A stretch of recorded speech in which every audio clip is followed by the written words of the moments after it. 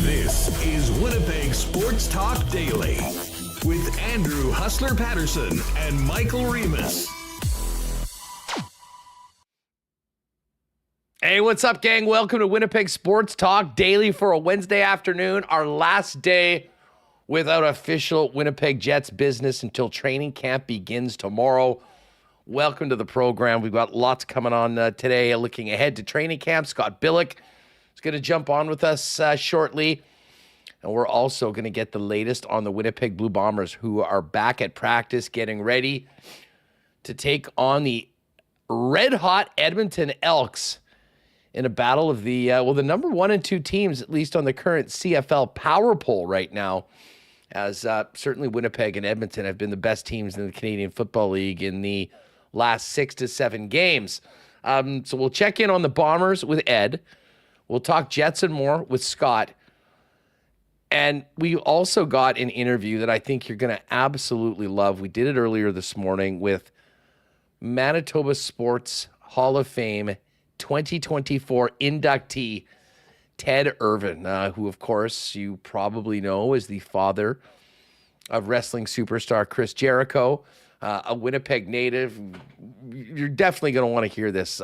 Talking about, you know, his making the National Hockey League, coming out of St. Boniface straight to Boston, and then time with the LA Kings and the New York Rangers, as well as being a central figure in founding Special Olympics here in Manitoba. So stick around for that.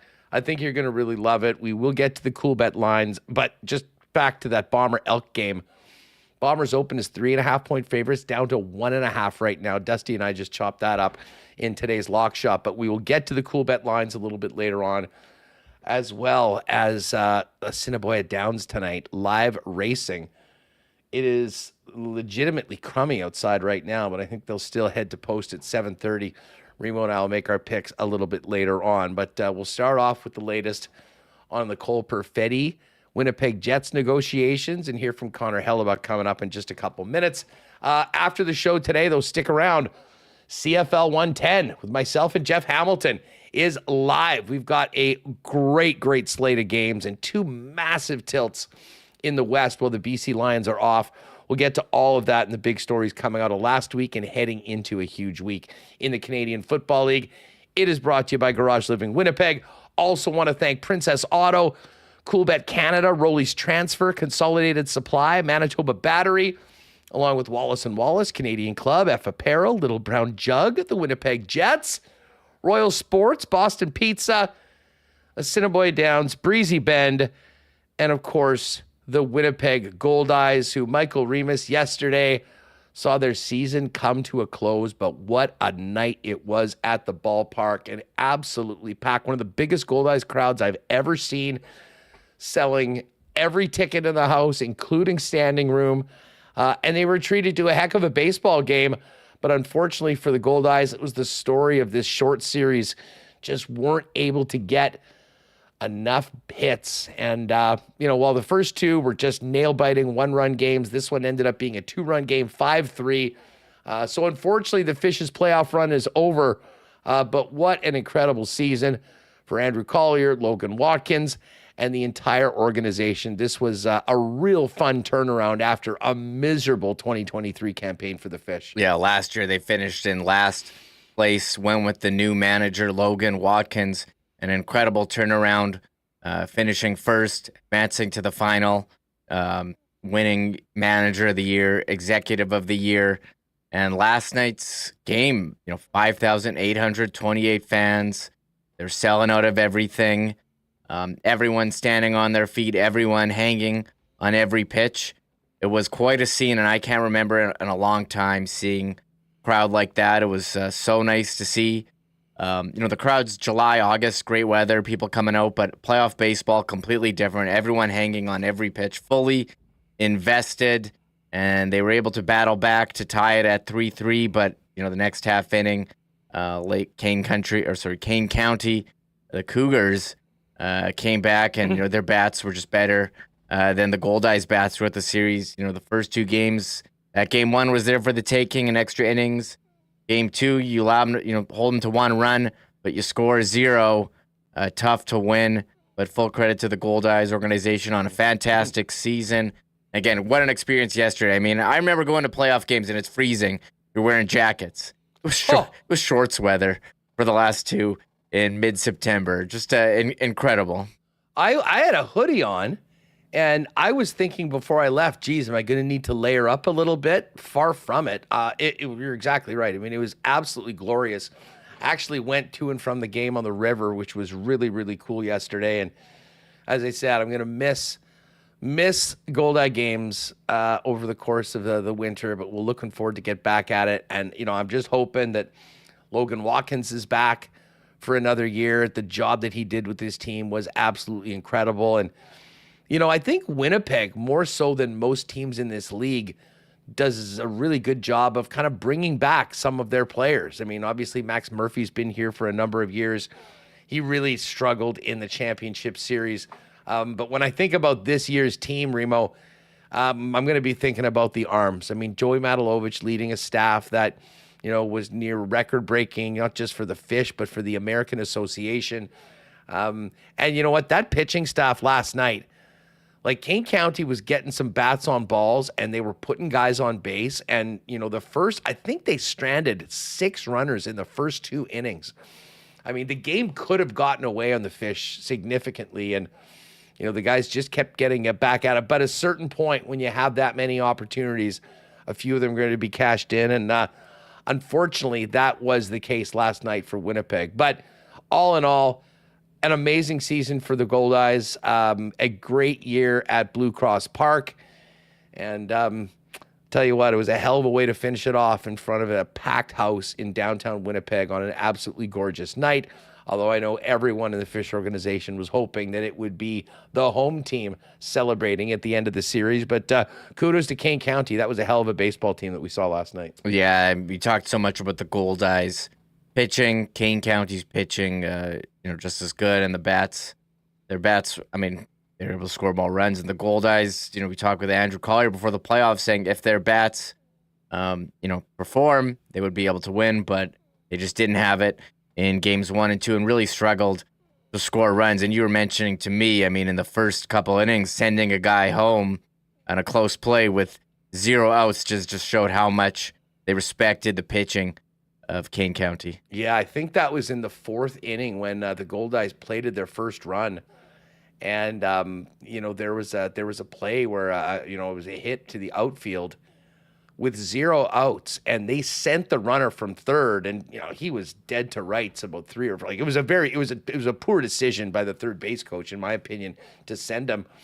But I think it just shows how spooked they were by the pitching of Kane County because they had so little success getting guys to third, never mind home plate in the first 2 games.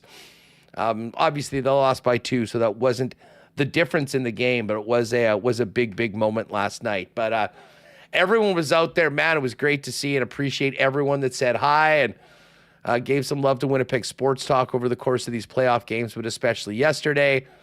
Saw Dancing Gabe, and Gabe was upset, or not upset, but disappointed the season was over. But of course, Gabe, much like the rest of Winnipeg Jet fans, can take solace in the fact that NHL hockey is back tomorrow. Doing physicals today, Remo, and then tomorrow it is on training camp down at Canada at the Hockey for All Center. Yeah, we're gonna have groups. We're gonna have our first look at line combinations. I'm already seeing media around the league, players returning and speaking. It's back. Hockey season finally here. It was very slow. July, August, not much going on. it's back. Everyone will be on the ice, except it seems like Cole Perfetti likely won't be on, as he doesn't have a contract. So that's something that's going to be hanging over the team. But exciting, looks very similar roster. Has a couple changes on D. No Dillon, no Schmidt. But looking forward to seeing everyone tomorrow at Hockey for All Center.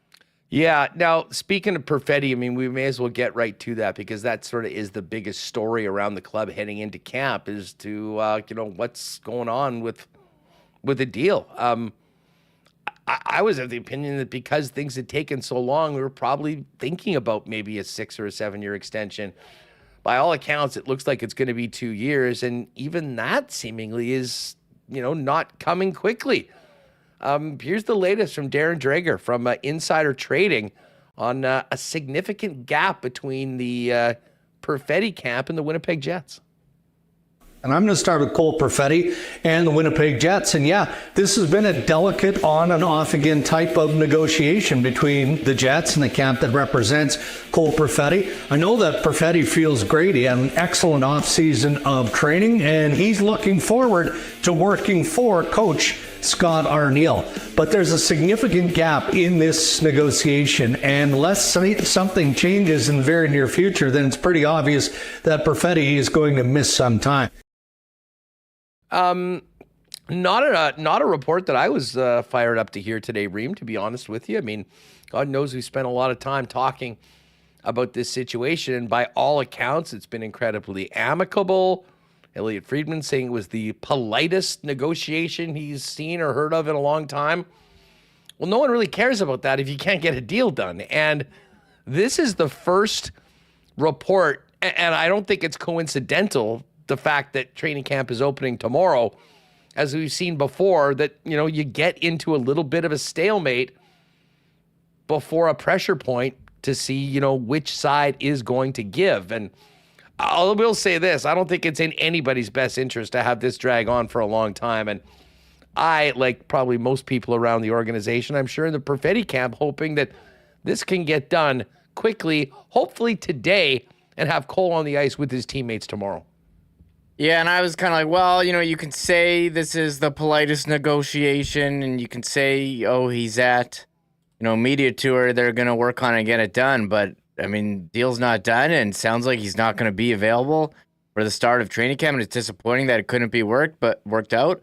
Can't say I'm too surprised, just because of the history with the Jets and his agent, Kurt Overhart.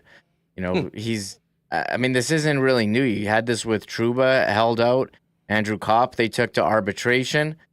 And I don't know who is Elliot reporting earlier this week, the Jet, or they were talking about Shane Pinto's contract, where he had a 2-year, $3.75 million AAV. Well, Perfetti's got a couple more points than Pinto in the same number of games. And I don't know if that was a sticking point or it was the years. We don't know, but Darren's saying significant gap won't be there, and disappointing for a player that the Jets need to have a season where, that's an improvement over last year, where he was a healthy scratch after a prolonged slump. But I think he's a big part of the team moving forward.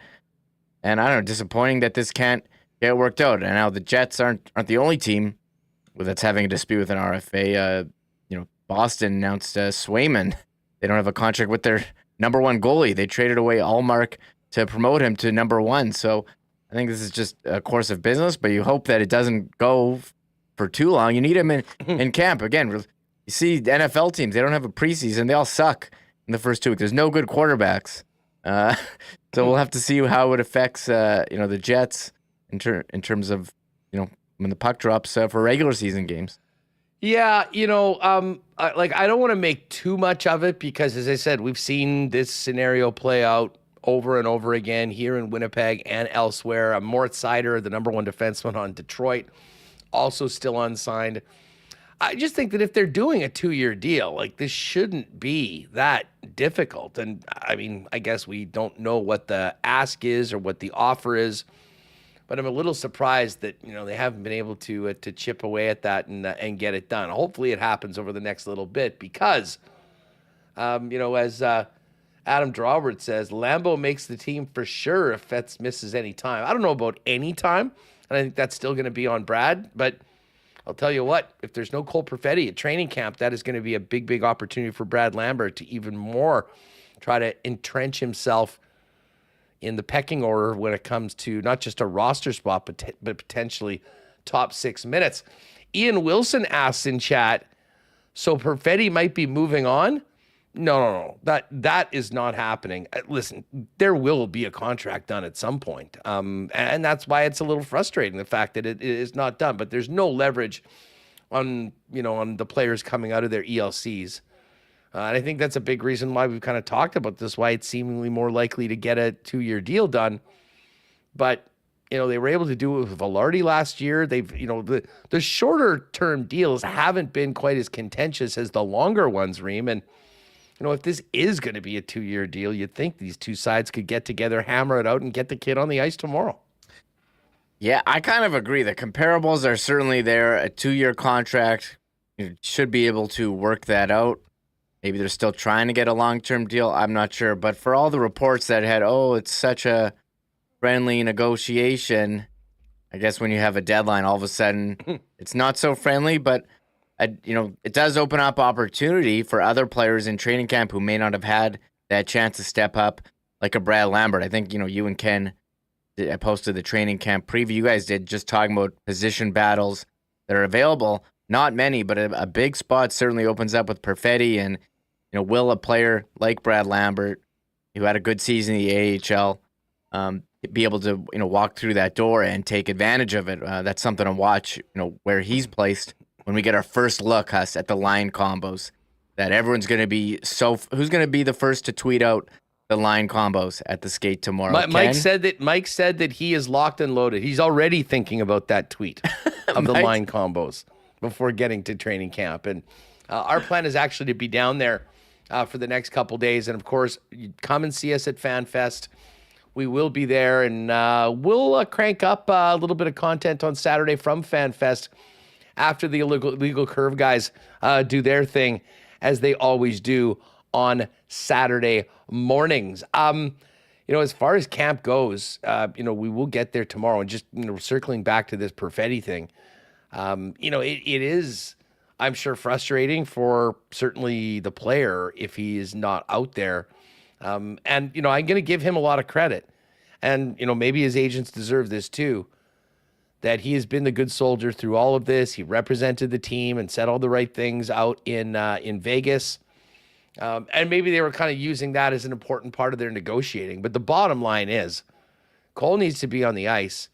And the Winnipeg Jets need Cole Perfetti on the ice moving forward. And no one benefits from any extended period of time of training camp being missed, especially when you consider that, the preseason gets underway on Saturday, and there'll be some games, some pretty important games, I think, for a lot of players, even guys that are on the team like Cole, next week when things really get going.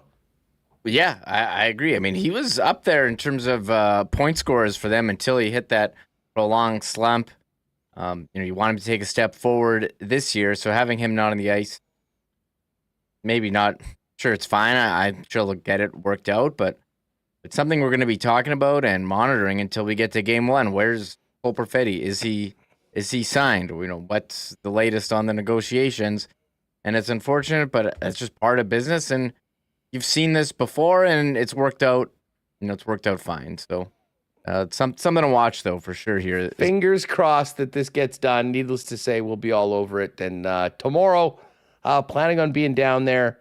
And again, we'll also hear, presumably on tomorrow's show, from both head coach Scott Arniel and Kevin Cheveldayoff as things kick off. Although I do wonder if Chevy might wait until the Cole Perfetti deal is done to talk at camp, but I guess we'll play that by ear tomorrow. One guy that we know is going to be there and is going to be here for another 7 years is two-time Vezina Trophy winner Connor Hellebuyck, who got a 93 in NHL 95 today as the EA starts releasing some of the player ratings, just in case you were wondering. Helly, of course, is focused in on training camp, but did meet the media and talked about a great summer that's just passed. Here's what Helly's been up to over the last few months. Summer's good. It's been fun, really busy. The kids are growing, and, I had fun. Did you summer exclusively in Michigan, just home base? Yeah, pretty much. I did have to do a little bit of traveling around for certain things, but it was a pretty good summer. A little rainy, but I got some fishing in, got some family time in, so everything's happy. Yeah, you mentioned fishing. Was it a podcast or was it a show or something like that? I saw something, but I wasn't quite sure exactly what that was. So I had our media guys come follow me for a day. I took my son fishing, and then I took them fishing, and I believe they filmed both of that. And then the third day it was a show on Discovery with the bass squatch hunter, and he just takes me kayak fishing, and then I show him what I do on the ice. So that'll be coming out. They told me probably next summer, but it was fun to kind of experience a TV show and the side of things that I don't get to see every day. Hellebuyck and the bass squatch hunter? We can't wait until next summer for this content that apparently has already been recorded, Reem. Yeah, I mean, Hellebuyck, so much fishing talk. There was some hockey training as well going on this summer for him. We'll get to that clip, but yeah, I mean, they put out some content, I think, on the Jets YouTube of him fishing. He's really leaning his fishing. We talked about Bufflin quitting his contract early to fish. I don't think there's any threat of that here with Hellebuyck, but it seems to be a big passion of his and something that he loves discussing as well. So I like to see it. And hey, if there's him in that, the Bass Squatch, is that the guy's name? I'll have to tune into that. Bass Squatch, great handle. I'll put it on my notification so I get a text when the new one comes out. Just on that note, I mean, I do think that, the Jets, they need to figure out the biggest fishing guys in the NHL and try and acquire those guys. They'll be the ones that'll stay for a long time. They'll be the ones that'll extend. We've got such great fishing here. And of course, Hellebuyck, like on off days, he's out on the ice. I mean, there's plenty of dudes in that locker room that love to get out there, and Slamberg's another one, and then he's even getting some guys like Perfetti that are into it now. So got a nice little scene there. And by the way, I was mentioning that we were on, we took a boat to the game last night. We were at the dock downtown, and there was a couple fishing on one of the docks, and as we came by, pulled out 2 Goldeyes from the river, and I thought that was either the sign that for sure the Goldeyes were going to win and come back, or that was it. Unfortunately, it was the latter. But those fish are incredibly beautiful coming out. I couldn't believe how shiny they were, just as a little fishing aside, considering we're talking about Hellebuyck. But it's not about fishing now. It's about getting back to work. Here's Helly on the hockey training he did this summer in between dipping a line. For me, it was all summer long. I got to my peak and felt really good early, and just I had a lot of fun on the ice, and seeing where my game could go and seeing where it's at now, I'm really pleased with where it's at. Yeah, well, obviously had a huge season last year, and now he, like the team, looks to get back to the playoffs first and foremost. That's job one, and then have a much better performance as a group come the Stanley Cup playoffs. Of course, the new contract's kicking in. Helly was asked if he thinks about the new contract now being in action, and of course, whether this is going to be likely the contract to end his career here in Winnipeg. Not quite yet. That really hasn't sunk in. For me, it's another year and another chance at my ultimate goal of winning the Cup. So for me, I like to take things day at a time, and this year we'll see how things go, and I'm excited to see the guys around me and hearing about how summers went and seeing how things translate on the ice. Now, again, Helly was one of the last guys to Winnipeg, and they all got together for a couple skates, and they did do the golf tournament earlier this week. But Helly was just asked about his early impressions of the squad. I haven't really gotten a read on it, except the core is the same, and we're going to have to go out and do a job, especially being here so long, and I know what I mean to the team. So it's going to be more of just putting the head down and working hard. All right, there's Connor Hellebuyck. Now, as Michael mentioned earlier today, a couple of the key departures from the club are on the blue line. Brendan Dillon, who was a mainstay in the top 4, and Nate Schmidt, who was in and out of the lineup last year, but had been a big part of the club for the last few seasons. Here's what Hellebuyck had to say about the changes to the defense. Yeah, every year it's different. You got to adapt. And that's the biggest key in the NHL is you continue to have to adapt. If you think you've figured it out, you're already falling behind. So I look forward to that, and that's what I've always thrived in. And, that's kind of what keeps the game fun for me is always figuring out what I'm adapting to that year. So whatever lies ahead, I look forward to the challenge. Now, one of the big battles in camp is going to be who is the backup for Connor Hellebuyck. I don't think there's any doubt that he's going to be getting the call on October 9th in Edmonton when the Jets and Oilers drop the puck on another season. Will it be Kaapo Kähkönen or will it be Eric Comrie? Here's what Helly had to say about the two netminders, one new and one a returning old teammate. I haven't gotten to skate too much with Kaapo, but I expect it to be fun. I know Eric, and having good chemistry with a goalie goes a long way. And I know from experience I've had a lot of great goalies with me, and it's really nice to kind of build together. You hate those years, and I haven't had too many of them, thankfully. But if two guys are going two different directions, it doesn't mesh that well. And I've been lucky to have some good guys around me that I mesh really well with. All right, so there's Connor Hellebuyck. This from a little earlier this week. Now we do remember that John Liu did his best to try to get information from Nikolai Ehlers on his contract situation and more. That didn't work. However, Hellebuyck was asked about Ehlers entering training camp this year in a similar position that he was in last year. Yeah, we'd really like to see some things get done. I know for me last year, I was kind of going into that uncertainty, and it was nice getting it done and getting a fresh outlook on the team. And I know for now being on the other side, really hoping some things get done with those guys. I'd like to see them not miss any time at camp or anything, but it's the business side of things that you just can't control sometimes. Have you talked at all with Nikolai, considering that he is in the same situation that you and Mark were at this time last year? I haven't. I have not. I know there's still plenty of time to do that, but sometimes you don't really want to put too many voices in his ear, and he's probably got a lot of stuff on his mind that he's going over with his agents and the people he trusts. So I'm just kind of hoping that the business side kind of takes care of itself. All right, so there's the reigning Vezina Trophy winner, Connor Hellebuyck, ahead of Winnipeg Jets training camp that begins tomorrow. We're going to bring in Scott Billeck in just a moment for more on the Winnipeg Jets. Ted Irvine coming up later on, and Ed Tait from Princess Auto Stadium. And right after WST today, Jeff Hamilton and I are going to go live with another edition of CFL 110, brought to you by Garage Living Winnipeg. Do not miss it. Got to shout out our friends at Roley's Transfer. Folks, if you have a move coming up, and we all know how stressful that can be, let the experts at Roley's, family owned and operated, and the most trusted name in moving in Manitoba for over 60 years, give you and your family and all your belongings the white glove treatment on your way to your next destination. What you're going to want to do is check out their amazing website at roleys.com. Top right corner, you'll see the request an estimate feature. First things first, put in the promo code WST for a special discount on moving services and moving supplies.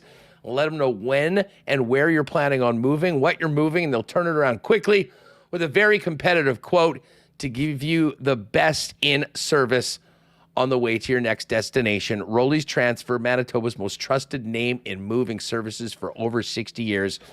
Find out more. Request an estimate today at roleys.com. Pretty wet outside there today. And listen, when you think about, apparently Steinbach got a ton of rain yesterday with that massive system that rolled through. If water is an issue, I can tell you that our friends at Consolidated Supply can help you out. They are the leaders in irrigation systems and solutions, but they do so much more. Working within the golf industry, the club car dealer for both new and used golf carts, and of course, artificial turf as well if you're looking for maybe that dream putting green in the backyard or artificial turf inside your home. They've also got other great options for your property, including hot tubs, amazing outdoor kitchens, the full line of Crest power tools, and of course, they are the leaders in small engine parts and repair. Pop by and see them. Consolidated Supply at their showroom, open to the public, 1395 Niagara Road East, or find out more online at cte.ca. And Donnie and our friends at Manitoba Battery, now with 2 locations in Winnipeg, Logan Avenue and Dover Court on the south end of the city, are your local spot for all of your battery needs. And throughout the summer, it was about getting on the boat. It was about ATVs, all your camping trips, everything that you were doing, Manitoba Battery was powering. Now, as we look ahead to winter, not to think about it too much, but you got to be prepared. And Manitoba Battery can get you ready to deal with what is to come just around the corner with the best in batteries for your car and truck. And of course, everything else you need. Shop local, get the best prices in town, beating the pants off the big box stores. And even better yet, they'll deliver your batteries to you for free anywhere in the city of Winnipeg with any purchase over $60. It's just that easy. For all your battery needs, pop into Manitoba Battery or shop online at manitobabattery.com. All right, let's welcome in Scott Billeck from the Winnipeg Sun to continue the conversation. Billeck, what's going on? How are you? Good, man. It's like Christmas Eve for hockey fans, right? So yeah, just getting ready for tomorrow. I'm trying to take as much time off today as I can, and yeah, just get ready for what's going to be I assume another wild ride of a season here, and lots of storylines, lots of early, let's say, I don't know if you want to call it controversy just yet, but early adversity, maybe. I don't know how you want to put that with the Cole Perfetti situation, but yeah, just looking forward to getting this going. And Bombers are back this week, so yeah, just another big week in Winnipeg sports. No doubt. Well, listen, let's get to the Perfetti situation right away. And we played the Drager clip earlier on, and for all the platitudes from both sides about how cordial and how polite it's been, there's still no deal, Scott, and training camp begins tomorrow. Yeah, I mean, so from what I've heard, it has been cordial, sure, but there's a time limit on cordial, right? And while the Jets want to make it seem like this is this is the way it is, you're right, and I think the biggest issue right now is, if it was so cordial, why isn't there a deal in place? And especially if it's a bridge deal and that's what the Jets want with Perfetti, I suspect that obviously Cole Perfetti's open to a long-term deal. If the Jets don't want to make that commitment right now, I mean, that's one thing. But a bridge deal, in my opinion, should already have been signed. And from what I've gathered from just from talking to people around this, it's not like the the money gap is huge, and the idea of kind of bickering over a few $100,000 a year for the next 2 years just seems a little misguided from a team that struggles at times to keep. I mean, look what happened to Rutger McGroarty this summer. I mean, it doesn't happen to everybody, but this team has a long history of guys not wanting to necessarily be here. And now you have a guy who has openly come out, professed his love for the organization, for the team, says he wants to be here for a long time. His teammates want him here. And it's come down to him now missing the first day of training camp, which is today. I mean, missing medicals. It's not a whole lot, right? But, who's expected not to be there tomorrow unless something happens, and it's sort of over spit in the bucket if we're being living in reality here. So just give him whatever he wants, eh? Well, it's not blank whatever check. he wants, but I mean, is there a huge difference between 3.25 and 3.75 million us? $500,000. It is, but I mean, is that are you going to? Is it worth risking? So that, to be clear, there's no souring of the relationship right now between Perfetti and the Jets. But we saw what happened with Andrew Kopp. Different situation because of arbitration, right? But there was no need to take Andrew Kopp that year to arbitration. They didn't need to do it. They could have figured out other ways around it. And what it ended up doing was it just pissed off the player, Huss, right? And well, that hasn't happened yet. Why would you attempt to even try to anger a player? I'm not saying you have to give in to the guy, but give him what he's worth. The players are always going to fight. Who his agent is, or at least who his agent works for. KO Sports, and KO stands for Kurt Overhart. So it's and his agents Cam Stewart. They know the rigmarole here. It's not like this, and I can't fully wrap my head around why the Jets are sort of playing hardball. One thing that was told to me earlier this week: this is the Jets' MO. This is what they do with all of their players. It's not personal. It's business, right? But for every player, there's a threshold of how far business extends, and then when it starts to be personal, right? Cole's a smart guy. We've seen him being the consummate pro throughout all of this, including going unsigned to Vegas to be the team's rep. He wasn't at the golf tournament. He was at the fishing tournament the day before. I don't understand what's like. This doesn't just hurt Cole in terms of that, but the team wants Cole to be. You got to expect that Scott O'Neill would want Cole Perfetti starting training camp tomorrow. The last thing this team needs is a guy trying to come from behind, right, and catch up. However long. I mean, this could be a couple days like it was for Josh Morrissey, right? But it could. We also saw it with Kyle Connor and Patrick Laine at the beginning of the 2018-19 year. They missed entire training camp, the whole thing, right? So, I don't know if Cole Perfetti's still in Winnipeg. I assume that's the case, but if he doesn't have a contract at some point, he's going to probably go back home or find somewhere to skate, right? Because you're going to want to skate. You're going to want to skate. At what point? Because listen, you mentioned this has happened, and it happens routinely around the league. And there are other RFAs that don't have deals yet. And I have a hard time pinning this all on the team right now, not knowing what the ask is and what the offer is. Just knowing that it's in everyone's best interest to figure it out and get it done. Yeah. At what point? Listen, if he misses a day of camp or whatever, it's unfortunate. I don't think it's a huge deal. At what point do you think this is a big deal, though, particularly for the player who, I think has a lot to prove this year and a big opportunity in front of him? A week, right? Once you get a couple games into the preseason schedule and the roster gets trimmed a little bit, and now the vets are playing a little bit more, Cole Perfetti would like to, I assume, play some of these games.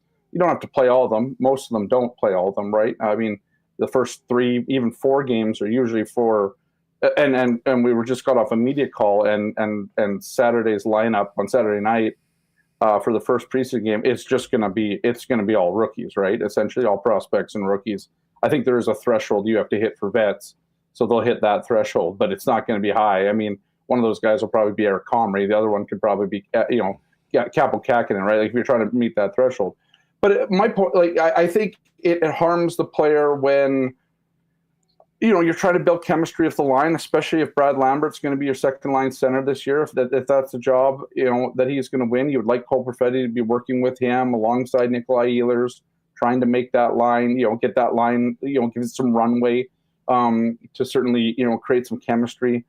But I think, for a guy like Cole too, who has trained extremely hard this summer, has gone, done a lot more than he would normally do to try and, bulk up, get a little quicker, all that type of thing to play this season. It just, you come to camp and now you're not really doing any of that. And I think it just sets you behind. So, if I had to put a timeline on it, a week and a half, right? But as soon as you start missing half a camp, it's difficult. I think it's just difficult to catch up. It'll also be something new for Cole, right? It's not, the one thing that Kyle Connor had that year was that he was out back home, skating with the University of Michigan. So you still got to be playing hockey every day. I don't know what Cole's plans are if this thing drags out for the foreseeable future.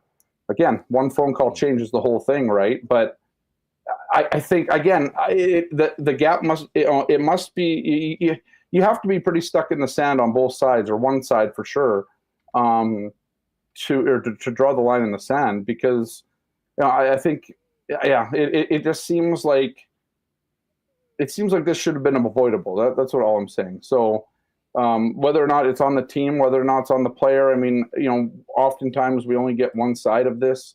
The Jets are pretty tight-lipped about kind of how they go about things, and fair enough that that's what they want to do. But it becomes a bit of a one-sided story, right? And everything that I've heard this summer is that it's on the Jets right now to figure out what's going on. So we'll see what happens. But it's Wednesday, and the Jets aren't going to have Cole Perfetti until they figure out, until they can hash out a contract. Well, this certainly does feel like it's one of those pressure points, as referred to by general managers. Right? Like this is, and just one more thing. I mean, it's true that this is the only sort of time that the Jets will have their own sort of leverage, right? Like there's no arbitration rights, there's no all that kind of stuff, right? So this is the time where the Jets can sort of try and dictate what they want to dictate, right? Without having to worry about an arbitrator or anything like that. I just wonder if it's worth it over the long haul. And I can't stress this enough. I wonder if it's, based on this team, and you would expect this team to kind of learn from its sort of, if you want to call them mistakes, whatever you want to call them.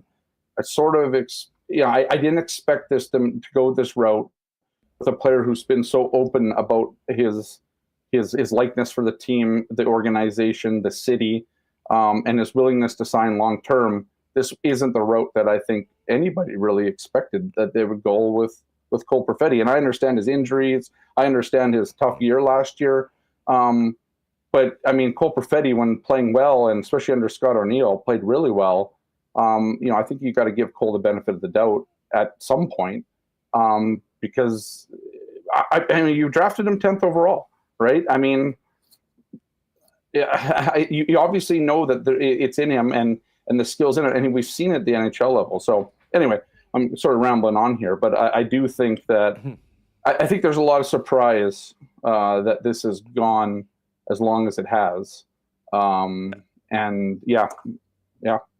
But first of all, big thank you to Stan Scott with a really nice super chat. And, Stan says, I'm not sure if I agree the Jets have a long history of people not wanting to be here. Is it really any different than other teams? I really don't know. I'm asking honesty. Honestly, I'm sort of with you, Stan. I mean, I think that narrative is way, way overplayed. And I mean, the best example of that is last year, right around this time, going into training camp with so much uncertainty and kind of seemingly expected chaos. And in the middle of Thanksgiving Monday, we find out that Hellebuyck and Mark Scheifele are both extending long-term here with the Winnipeg Jets. This is part of the business.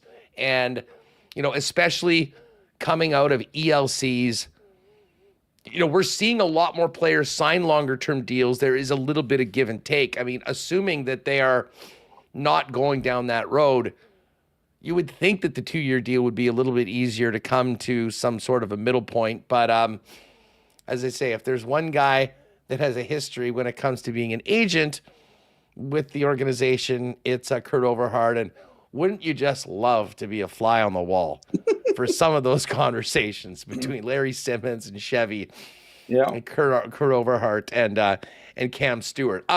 All that being said, assuming that Perfetti's not going to be there, I think that puts even more eyes on Brad Lambert going into training 100%. Camp. And listen, he had a great prospects camp, and I know there's a lot of people that are watched 3 games against against a bunch of prospects in Penticton and have everything set for the start of the season.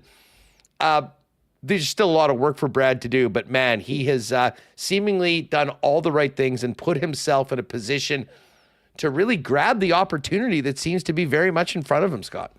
100%. I mean, the work started last year, Huss, when he joined the Manitoba Moose and started to get formed and molded into a more, complete player by Mark Morrison and the coaching staff down with the Moose, right? One of the things that the Jets wanted Brad Lambert to do is they know he has NHL speed. They know he has an NHL shot. What he didn't have was NHL sort of, defense and that part of his game. So he went down there last year and added that to his game. The other thing that they needed from him, at least this offseason, was to pack on a little bit more weight because, what happens is, I mean, Brad Lambert's not a small guy, but he's not a big, 6'3", 6'4" center either, right? And so, but they need him to win board battles in all 3 zones. They're going to need him, especially with his speed, to be hard in on the forecheck. And they're going to need him to be able to kind of work off of checks, right? And it's one of the things that Lambert learned last year was how big how much bigger guys are at the pro level, and especially in the AHL.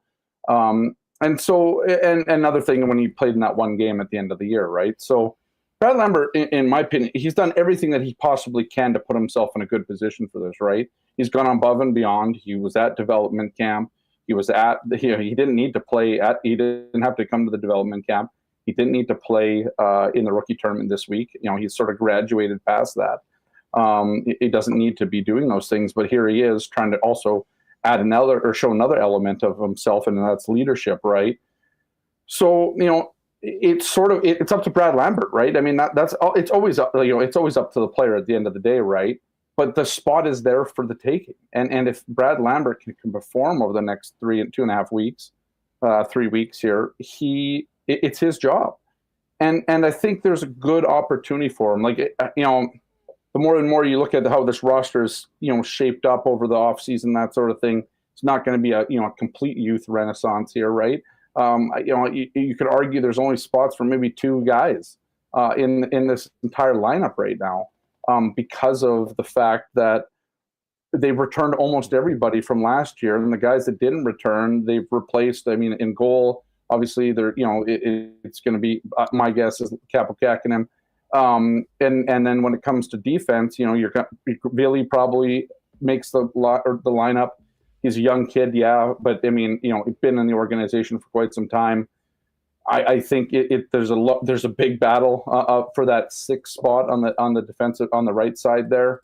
So we'll see what happens there, but I don't think it's going to be Elias Salmonson. I don't see them. It's just not really this team's kind of MO when it comes to their prospects, especially their defensemen. So, and then, you talk about a guy like Nikita Chivrikov, maybe, right? But who's he replacing in the bottom 6? That's part of the issue right now. But yeah, I mean, I think for Lambert, it's the spot, the spot is tailor-made for him, because you don't have a bona fide, top 6 center, or you don't have a second-line center on the team. You could play Vlad Nemestikov there. You could try Gabe Vilardi there. Cole Perfetti could be tried there, but even if Cole not being in camp, it seems that the team prefers him out on the wing. It seems that Mark Scheifele likes to play with Gabe Vilardi, and the team likes the offensive numbers, at least with that team. Obviously the defensive side of the puck has and can always be better with Mark Scheifele's line, but he's sort of the de facto guy right now, and. So yeah, this is a huge. You want to talk about pressure points and all that? Like, I mean, the amount of pressure that is going to be on Brad Lambert's shoulders is enormous, in my opinion. But there's a guy that can handle it.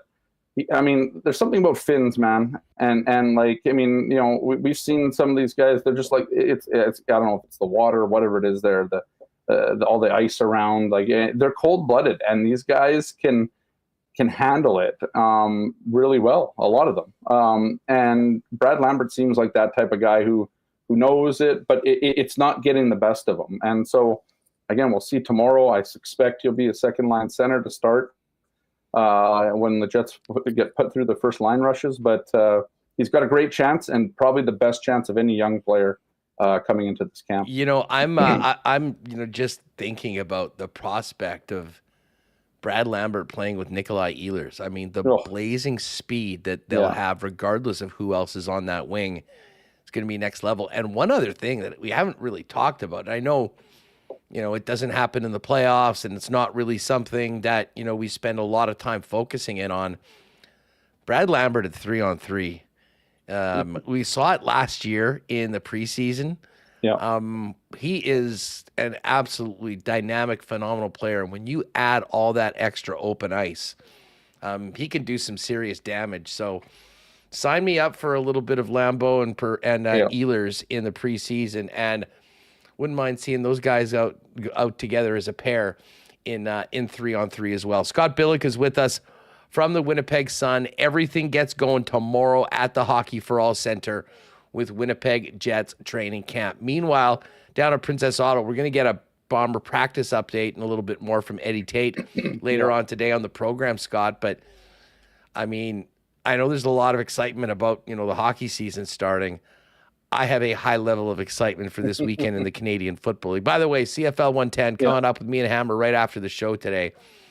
this matchup between the Bombers and Elks, the top two teams on the power poll, though not necessarily the top two teams in the CFL standings, opening up a home-and-home series in the most wide-open West Division I can remember. But listen, after what Toronto did to BC last week, winning out on the West Coast, massive opportunity for the Bombers to really grab a stranglehold on the West if they can get the win in the first half of the home-and-home in Edmonton on Saturday night. Yeah, it's interesting, right? I mean, battle of two brothers and the Fords, right? I mean, it's going to be really interesting to see how the Bombers come out of this bye week. Obviously, Stanley Bryant back at practice. That's big for this O-line, which, I think we can, we can say that it suffered a little bit. I mean, they were able to do some things in those games, but the O-line, having Stanley Bryant back, it will be a big deal for this football team. And this offense, not having Drew Lotarski is a tough one. See what happens, but doesn't look like he's coming back. I'm guessing, obviously, the injury to Chris Streveler really hurts them in the short game and stuff and that sort of thing. They've got the two guys, the two new quarterbacks in to try and figure out who's going to kind of take that job on. But yeah, this is what a season, right? Like, I mean, it was all doom and gloom at 0-4, at 2-6. Talking about the whole chat was about, okay, well, can the Bombers get to, maybe they'll get to third place, right? And then that'll be at maybe potentially a crossover. We'll see what happens. 2 wins in the next 2 weeks, Huss, and it's going to be difficult to look at the Bombers team and not think they're going to host the the West Final. And it's really interesting. It's really interesting. Like the Bombers are, I think there's been years in the past where the Bombers sort of peaked. I don't want to say they peaked too early because they didn't, but they peaked early enough that, the success, maybe the success or the ability to sustain that success when it came to the Grey Cup game sort of, waned a little bit, right? The fact that they get there in 4 straight years is still phenomenal. But I think this team has gradually grown over the year. And, I think, we're into the last third of the season now, and you're seeing a team that's probably getting close to starting to peak, right? If this team could get that offense going, I mean, it's a juggernaut. And I think that's got to be the focus for the rest of the year, because the defense has been tremendous. We know, I mean, the Bombers have the fewest number of points. It's really helped them in the games. And if you look at all the games that the Bombers have played, if they would have had that offense, it's easily conceivable that this team is 10-2 right now, or 10-3, because they lost half their games by like 3 points or less, and maybe more than that. And so that's it stands to reason that this last half of this season last third of the season, it needs to be focused on getting this offense into a window where it can consistently, sustain drives, put up points, and not necessarily rely as much on the defense making that big play or Sergio Castillo's leg, because that's the next level now for this team. It's getting the offense going. It's something we haven't really had to say around here in several years now. But I think if they can get that going, if Buck Pierce and Coloros and they can sort of figure that, what's the missing piece there? And obviously, I mean, not having Dalton Schoen is a huge part of that.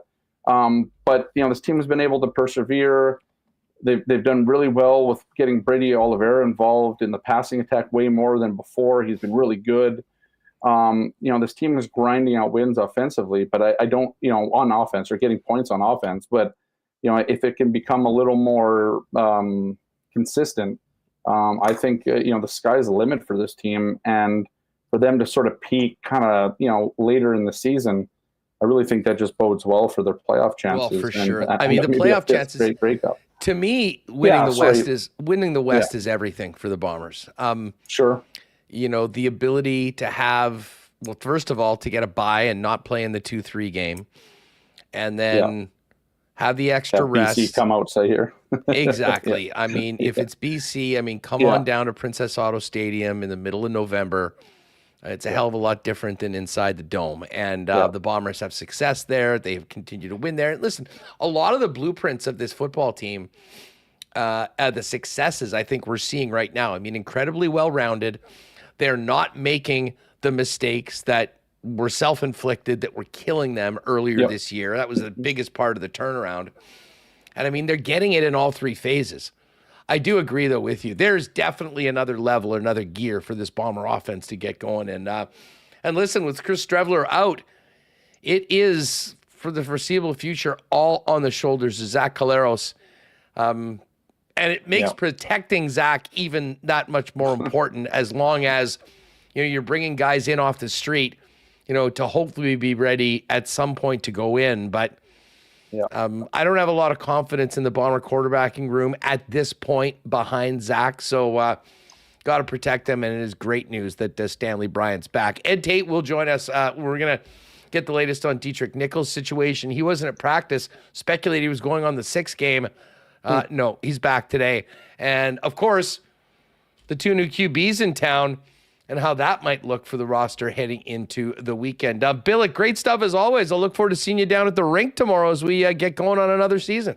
Yeah, we'll do. Did you catch the UFC, by the way? I was going to ask you this. Did you see the UFC event this past weekend? I just saw the last 2 fights. Yeah, okay. Yeah, you saw. Yeah, okay. But, I specifically wanted to see it because I wanted to see how it looked in the Sphere. Yeah. It was a wild event to watch. So cool. And the storytelling, if people don't watch the UFC or whatever, basically it was Mexican Independence Day. I'll be quick. It was Mexican Independence Day, and they had all these stories, and they called them, I think, book chapters. And between every fight, they had this different story about, weaving in Mexican kind of, fighting traditions and stuff like that.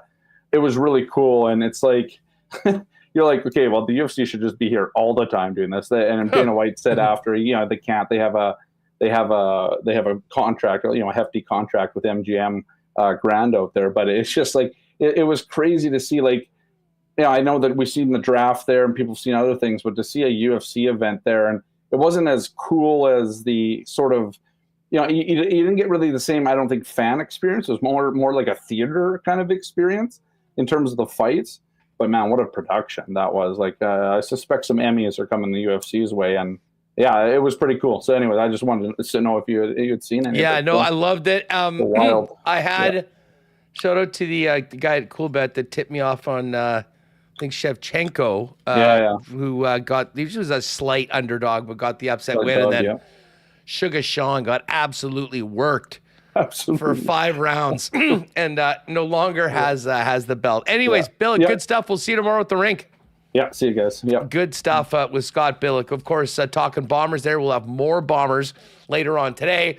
And all of our Bomber reports are brought to you by Princess Auto, proud sponsors of WST and, of course, the Blue and Gold. And the home of the Winnipeg Blue Bombers, Princess Auto Stadium. Right now, it is all about the Mega Smasher sale at Princess Auto. Some of the best deals of the year right now available. Many in-store specials, so you're going to want to go and check out what's happening on Panet Road or Portage Avenue West. But you can also go to megasmasher.ca and view the flyer and check out all of the great deals being featured right now. If you're in the market for a heavy duty sawmill trailer, or what about a wet jet 4,000 PSI gas hot water pressure washer? Great deals on those as well. Gas inverter generators, all the great things that Princess Auto has that no one else has. Now's the time to jump on it and get on the Mega Smasher sale. Everything you need to get the job done around your shop, garage, home, or at work. Pop in store today or find out more online at megasmasher.ca. Speaking of Princess Auto Stadium, it'll be a week until we're back at it when the rematch comes between the Bombers and the Elks. The food and beverage staff are going to be stocking up on Canadian Club again after that place was almost drank dry by Bomber and Rider fans at the Banjo Bowl a couple of weeks ago. Of course, Canadian Club's the official spirit of the Winnipeg Blue Bombers. It is available throughout Princess Auto Stadium, but not just there. You can also get the great taste of Canada's favorite Canadian whiskey at your local Manitoba liquor marts. where you can also pick up Canadian Club and Ginger Ale, pre-mixed cocktails in cans. That's also available at the stadium, and you can pick it up at your local beer store as well. Big thanks to Canadian Club for their support of WST. As we get into fall, I know a lot of the fencing work has been done for the summer, but of course, Wallace & Wallace being the experts since 1946, will be doing it well into the next couple months. If you do want to get fencing done before the snow flies, I'd suggest you get in touch with Wallace & Wallace ASAP. They've got every kind you could need: vinyl, ornamental, welded wire, chain link, or wood. You might not know that they're also the experts in overhead garage doors, and as the Clopay dealer in Manitoba, have the largest selection of overhead garage doors, one perfectly made to fit your home and add value to it. For your fencing needs or overhead door needs, give Wallace & Wallace a call, 452-2700. Their team will come down to give you a free estimate. You can also visit them at wallacefences.com or pop down to their showroom on Lawson Crescent just off of Kenniston. And as we get ready for fall and the change of the seasons, I know many of you, myself included, kind of look into the closet and realize might be time to step up the menswear game. Well, one place and one place only you need to do to take care of that. That, of course, is F Apparel at 190 Smith Street. Custom suits beginning at just $400, along with chinos, golf pants, custom shirts, both tucked and untucked styles, and an incredible selection of menswear accessories. Getting married or in a wedding party, make sure to talk to the guys at F about a 15% discount when the boys get the suits at F for the big day. And, of course, you can wear them well beyond the nuptials. 190 Smith Street is where you'll find F Apparel. Make an appointment or find out more online at F, that's EPHapparel.com. All right, coming up in a little bit, post-Bomber practice, we'll have Ed Tait join us from BlueBombers.com for the latest on the Bombers' preparation for this big game Saturday night against the Elks.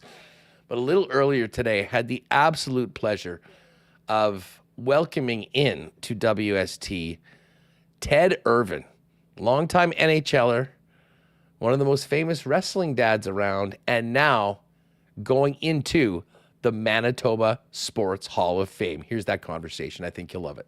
All right, it's time for another It Takes a Community to Play segment for our friends with Sport Manitoba. Of course, brought to you by Manitoba Liquor and Lotteries, and this is one I'm really looking forward to. What a pleasure it is to welcome in a 2024 inductee to the Manitoba Sports Hall of Fame, Ted Irvine, to the program. Ted, thanks so much. It's a real pleasure to have you on Winnipeg Sports Talk. How are you? Boy, that sounded good coming from me. Could you do it again? I don't get a lot of accolades anymore. Yeah, I'm doing great, thank you. Well, it's a pleasure to have you on the program and to speak with you again. First off, what was it like getting the call that you were going into the Manitoba Sports Hall of Fame? Well, I thought it was a joke. My partner's Jordy Douglas, as you know, is a jokester, and I thought he was just playing a prank on me, but my secretary said, no, this is real. And so that took me back a little bit to fathom what is this all about. And then the Sports Hall of Fame called me and said, I'm going to be one of the inductees, and it was truly, truly an honor. Well, I think a lot of people will really be interested in, your path and growing up here in Winnipeg that took you all the way to the NHL. Tell us about, Ted Irvine as a kid, cutting his teeth playing hockey, and before we were even thinking about professional hockey, growing up in Winnipeg and loving the game. Well, Winnipeg was great for me because I grew up in the Isaac Brock area, and you were just asking, it was through the prairie where the old football stadium was in the old Winnipeg Arena. And as a lot of kids in Winnipeg, I played a lot of street hockey, loved the game.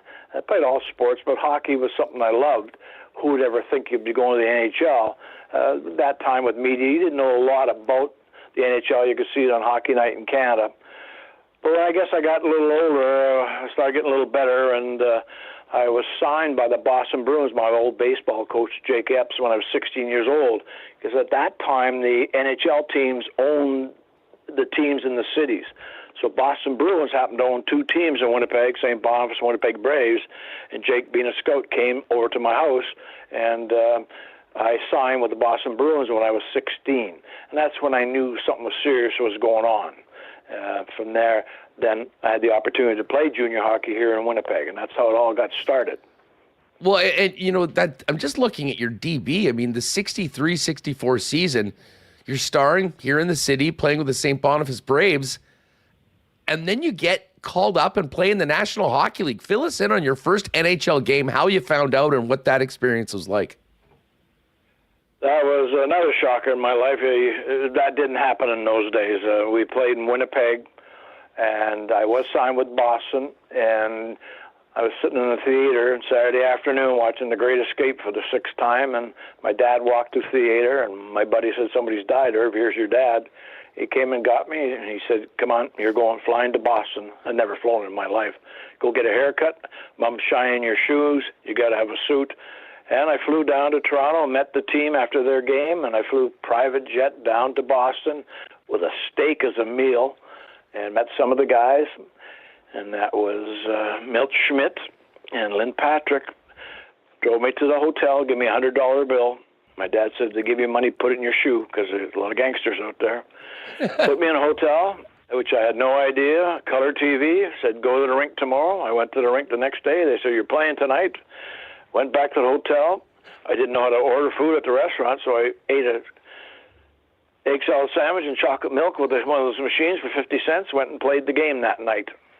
And that was my start, the one and only game in Boston. And last year on Chris's cruise, one of the hockey fans gave me the original rookie card, which I've never seen in my life till last year.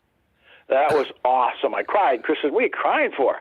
I said, "Where's my hockey card?" He said, "Why are you crying?" I said, "Look at my stats. It's embarrassing." 0, 0, 0. But that was how I got to Boston, and that's how I got to play. The following year, I was supposed to go play in Oshawa with Bobby Orr. And they wouldn't let me leave Winnipeg because they'd paid for my contact lenses and skates that year, so I had to stay. And then the following year, I was going to Oshawa. It turns out I turned pro when I was 19, 20 years old. I didn't play my last year junior. So Boston was key to my career. The guys I played with in Oklahoma City, we won the championship 2 years. Joey Watson just called me the other day. I have strong connection for our original Boston. But I only played one game. What do you remember about that first game? You probably read the stat. They put me out. They had me playing right wing, and I came over the blue line with my head down, and a Toronto Maple Leaf player got a 2-minute penalty for a kneeing. He jumped up and kneed me in my chest. It was Eddie Shack. 2 minutes for kneeing, my breath, I'm out of breath. I skate to the bench, and one of the veterans, Leo Boyven, says, "Keep your head up, kid. This is the NHL." That's my first shift. That everyone has their welcome to the National Hockey League moment, but to have it involving Eddie Shack, I think tells you what the game was like at that point. You mentioned you turned pro. You played in Minneapolis and OKC, and then a lot more opportunity was there for players. Tell us about how you ended up in LA, beginning that portion of your career before going to New York, where I think most people remember the majority of your playing time in the bigs. Yeah, in the old days, I played in that 6-team league, and it was very difficult to make it to the National Hockey League. So when I signed with Boston Bruins, and I played 3 years in the minors. And we had Jerry Cheevers in goal, Bernie Perrant, Cashman. We had a great hockey player. We just could not get an opportunity to play in the NHL. Those players played there 10, 15 years. The loyalty was, it's very difficult to get there. So playing in Oklahoma was wonderful because we played against all, like the Montreal guys, Savard and all these guys. They were down in Houston. So we played against great hockey players. And then the expansion came, the 12-team expansion, and I was drafted by the Los Angeles Kings. And that's where I got my opportunity to start in the NHL. What was it like being a National Hockey Leaguer with the LA Kings, like in Southern California in the late 60s? I imagine it's a very different scene today than it was back then when, the hockey was just growing at the time. Well, great question. We had nobody for asking for an autograph. They didn't know who we were when Toronto and Montreal came in. There's more jersey for Toronto and Montreal in our building. Jack Kent Cook, a wonderful man, started the franchise. Don't worry, boys. These are all Canadians. We'll turn them around. So at first, nobody knew us. And because we played on the coast, our road trips were so long, and we'd go into town, Chicago, Montreal, Toronto. Nobody knew who we were. Our meal money on the road was more than we were making playing in the NHL. It was one of those things we knew, but that was okay. We had a close team. I was lucky because Mr. Cook bought the Eddie Shore's Springfield hockey team in their list.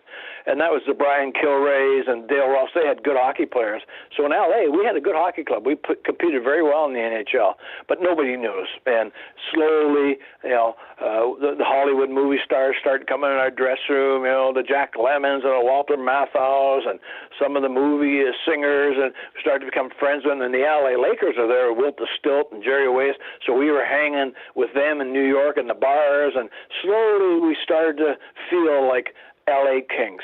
But it was a lot of changes of players. They had a reunion a couple years ago, 50th year. I went down for it. They had one player come back and played one game, but he was an original, so he came back. So yeah, nobody knew, but we really didn't know. We were learning about the NHL. We were learning about money. We were learning about trips. We were learning about rules, and we didn't have an NHL player. We had Terry Sawchuk was the only guy that really played in the NHL. So we didn't know what the NHL was like. And thank God for Terry Sawchuk, because they treated us kind of poorly early on in the days, and Terry just went and told him, you can't treat these boys like that. They told him to go home. Jack Kent Cook said, that's my only NHL guy I got. And thanks to Terry Sawchuk, we got our meal money, we got cars, we got places to live. So we were unknowns, and in the league, when we went in these cities like Chicago, especially Montreal, I mean, skating around Montreal, that's what I grew up watching, Toronto Maple Leafs. We were starstruck, so we didn't fit in, but we learned, and we had a pretty good hockey club, and so then we slowly started to become part of the NHL, but the crowds weren't there. We were 7,000 people. Ted Irvine is with us, one of the 2024 inductees to the Manitoba Sports Hall of Fame. How did you end up going from L.A. to New York? Well, that was a trade. I had a pretty good year in L.A., and then I got hurt in the playoffs. I had my abscess tooth. I got hit stick in the mouth in Boston, and I couldn't play the final game in the playoffs. And they wanted me to play. The doctor said no, and the management wasn't happy with me. I ended up getting traded next year to New York. How that would happen is I fought a little bit, and I ended up being in a fight with Bob Plager and Noel Picard for the St. Louis Blues. And Emile Francis happened to be scouting that game, and he traded for me. Called me in the office. I saw that fight. You were taking on two guys, and nobody was helping you. I said, oh, you don't expect me to do that again. Have you ever seen the size of that Picard? And that's where it started. I went into New York in February of that year. I remember getting traded, rooming with Billy Fairbairn, who I'm still good friends with, going down and meeting the players in the lobby, and this is the New York Rangers, and I'm from Isaac Brock. Their suits were worth more than my salary. I played the game, and from February on, I got one goal. That was a disaster. So that was my start in New York. I went to training camp. I said, I'm not going to make this team. So I decided to get in the best shape of my life, and I came into camp, and I said, I'm going to run everybody on that ice, because we used to play a lot of inter-squad games. I ran Jean Rattel, John Belleville and Jean Rattel, two of the classiest men on and off the ice I've ever met. Johnny flattened me. After the game, I was embarrassed. I wasn't going to make the team. I just hit my favorite guy, knocked on the door, and it was Jean Rattel. I said, I'm sorry, Johnny. He said, Teddy, you keep doing that. We need you to do that.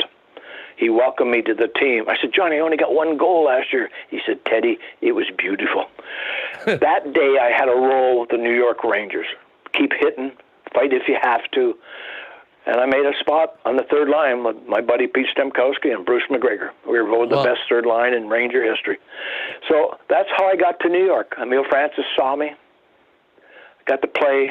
Had key guys support me, and the fans have always been terrific to me. So I was lucky to play my 5 or 6 years in New York. Today I still go back. I'm still treated as somebody, and special time. But to play in the NHL as a kid, it's pretty nice. I live my dream. And of course, doing it with an original six team, I imagine that the scene in the Big Apple with the New York Rangers, an established original six team, was probably significantly different than what you just told us about being one of the early LA Kings. Good for you, Andrew. To play in the old original six, it still to this day has a magic to it. But to play in Madison Square Garden was crazy fans. First game against Philadelphia, hey, Irvine, you bum, why don't you fight Schultz? Those are my own fans. You knew they were passionate. But to play in Madison Square Garden, it's on the 7th or 8th floor of the Garden. You go up by elevator. Such a massive place, such a history. To skate on the ice with all the banners. And in those days, the ice was terrible because the Knicks basketball played in the afternoon. We played at night. It was terrible ice. But I was part of the Rangers. And when teams came in, they wanted part of the Big Apple. So everybody's level went a little higher. So did yours. When we went on the road, especially in the early days with Oakland and the St. Louis, everybody wanted to beat the Big Apple. Those players played like they never played before, and we had to meet the challenge. So it became, you're in a different team, and you're also in a different city. The history is going to make people hate you in some ways. It was such an honor to play there. And some of the awards I got there were the Players' Player Award, voted by the players as the most valuable guy. And I got the media, the nicest guy to work with. I have so many memories from there. When I go back and if I watch Chris Russell, the fans will still come up, hey, Teddy Irvine, number 27. That's why when I went to St. Louis, I was finished. I had nothing to fight for anymore. Guys weren't the same, and they're all good. It was an honor to play in the NHL, and now I realize even more. There's only one Original Six, and there's only one Madison Square Garden, and I was there to play. You know, it's such an incredible story. I mean, growing up here on Strathcona and Isaac Brock and playing for the St. Boniface Canadiens, going all the way to Madison Square Garden with, one of the most famous teams in the history of the sport. At what point was playing pro hockey even on your radar, Ted? I mean, and at what point did it seem realistic? Because it seemed like it happened pretty quickly with that call to head to Boston. Well, what happened was we were competitive, but 4 teams in the city at that time. We never played 4 games. They were double headers, But Brandon Wheat Kings were in town, in Brandon, and they were part of our league with Jake Milford. One year, Jake and the Brandon Wheat Kings were going to the Western Canada Memorial Cup, and Jake called, and I went and played for the Brandon Wheat Kings in the Memorial Cup in Edmonton. I got 4 or 5 points against Edmonton, who were brutal. You had Paddy Quinn, Sathers, they were tough, and they beat the royal daylights out of us in Brandon. We just didn't have the size or the strength. But I remember that series, I did pretty well. Then I recognized, I can compete. Then I made the All-Star team in Manitoba. We played against the Saskatchewan All-Star. And I went and played. I was still young. Kenny Reardon was a scout for Montreal, and he had in the paper, I like this kid, Ted Irvine. And so I started to think it a little bit. But again, those days you didn't have the publicity, you didn't have the write-ups all the time, so you lost touch a little bit. And then when I signed with Boston as a 16-year-old, they paid me $500 for the whole year. It was big money, man. Then I knew they were interested in me, and they kept in touch with me. I had my picture taken with Mr. Adams, who owned the team, and I knew then I had a chance to play. And I'd played enough other provinces, because we were always intimidated at that time. We didn't know what the rest of the Canada was like, because we never saw them. All you do is read about them in hockey news. Once I started playing against them, I realized, I can skate. I did pretty well, and I started to accept. And then things happened with Boston. They moved me along pretty quick. That one game in Boston, and they called me right after that. I played 7 games in Minneapolis as an amateur-type pro, and then I made the team. So it happened pretty quick. I'd say 17, 18, I started to really believe. Because who do you compare with in town? It wasn't happening for anybody else. Even the teams I played for, what the hell are they calling you for? And, but they took a liking to me, and I thank them very much to this day. Boston was a key part of my being in the National Hockey League. Well, 724 games in the National Hockey League in both Boston and then LA Rangers, and as you mentioned, finishing up in St. Louis. And obviously people focus on what happens on the ice, but a big part of your legacy, Ted, is also off the ice. You won the 75 Charlie Conacher Humanitarian Award in working with people with disabilities, and that led to co-founding Special Olympics here in Manitoba. If you could tell us how that came together and why it was important for you to be involved, and how that's helped you post-career. Well, what happened, Andrew, is when I played, I was taught when you're an athlete, whatever athlete in professional, especially National Hockey League, give back. So I did a lot of banquets, golf tournaments. I was at least laughing the other day. I was doing some notes. I even did the dunk tank, and a lot of things I'd help raise money for. And at that time, it was called the intellectual disability.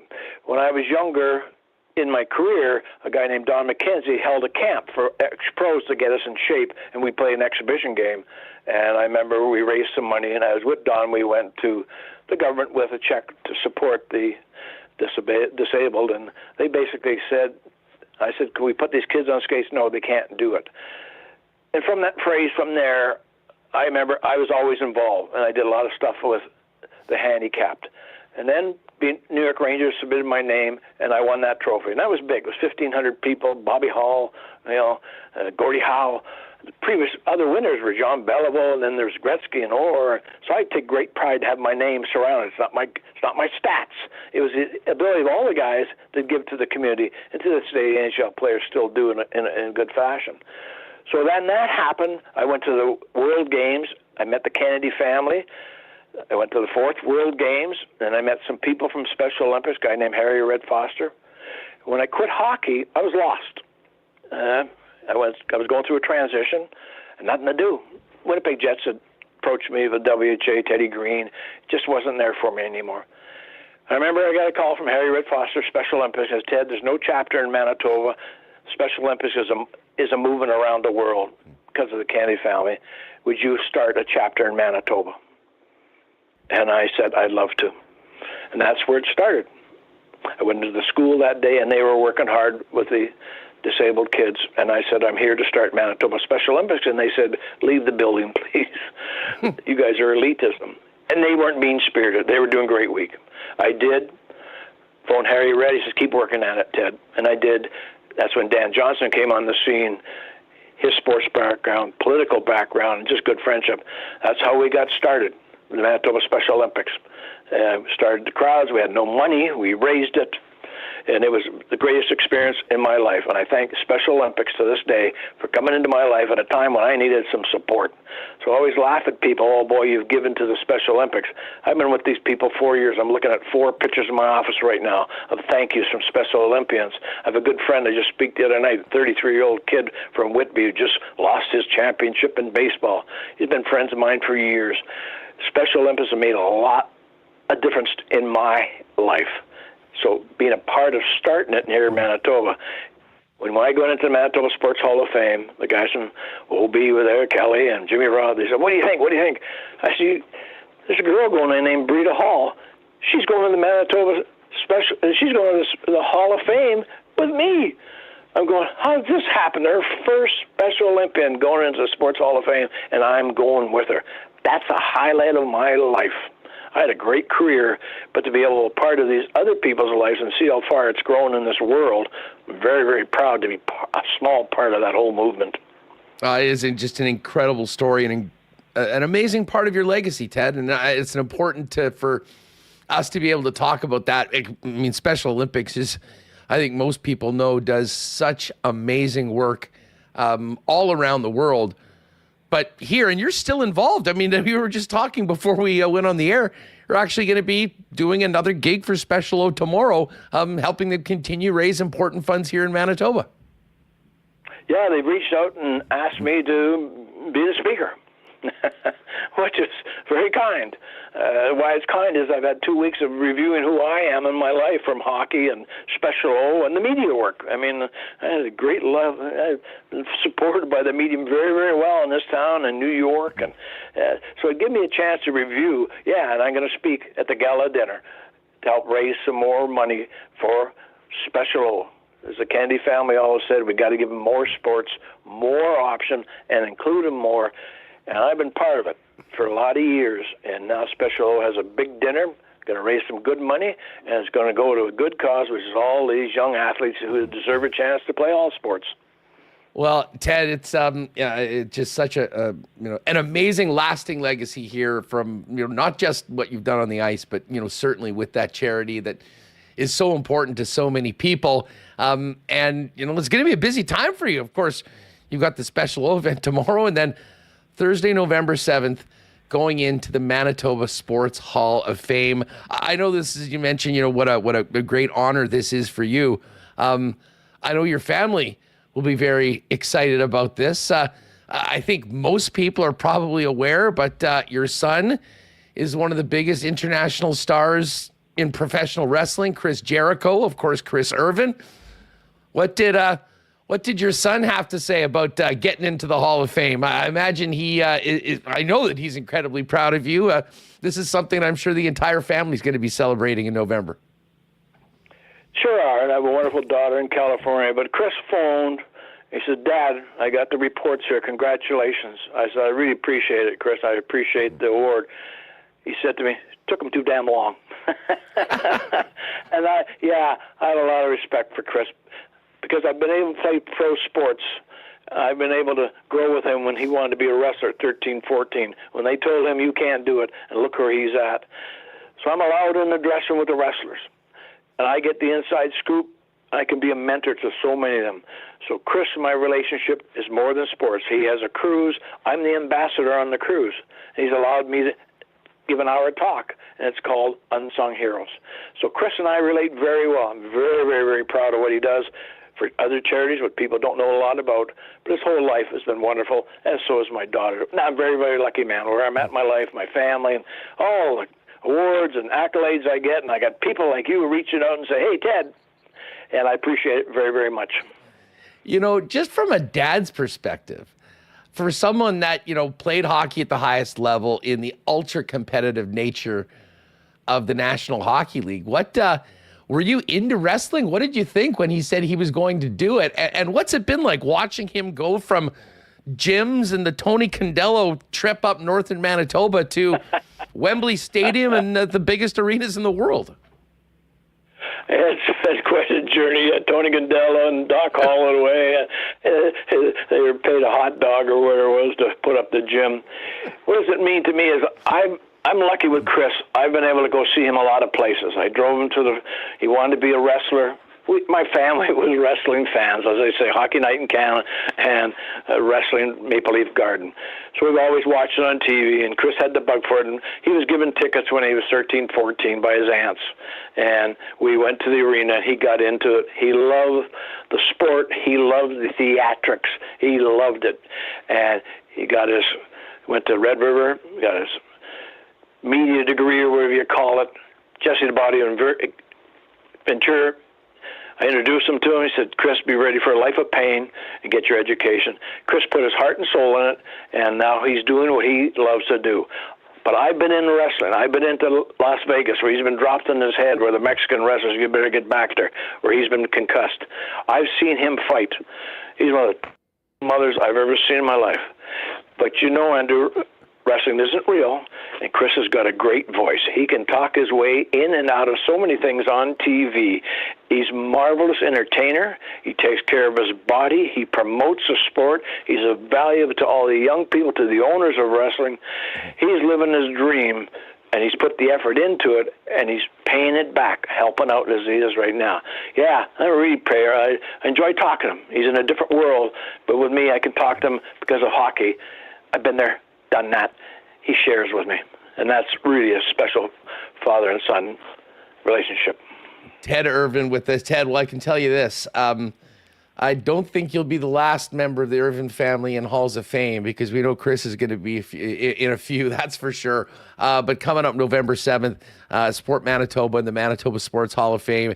It will be all about you, the other inductees. This has been such a fun conversation. I can't thank you enough. And once again, on behalf of all of us here at Winnipeg Sports Talk, congratulations on going into the Manitoba Sports Hall of Fame, and good luck with the Special Olympics event tomorrow. I know how important that is to you. Very important, Andrew. Let me say to you, great questions. You did your homework, and I love that detail. You got stuff out of me that I never thought I'd tell you. Thank you. You're the best, Ted. Appreciate it, and hopefully we can do this again sometime. But all the best in the next few weeks, and looking forward to seeing you get a very deserved induction into the Manitoba Sports Hall of Fame on the 7th of November. You have a great one, my friend. Hey, you too, and thank Michael for getting us on the air. I certainly will. There's Ted Irvine, and that is another It Takes a Community to Play segment with Sport Manitoba, brought to you by Manitoba Liquor and Lotteries.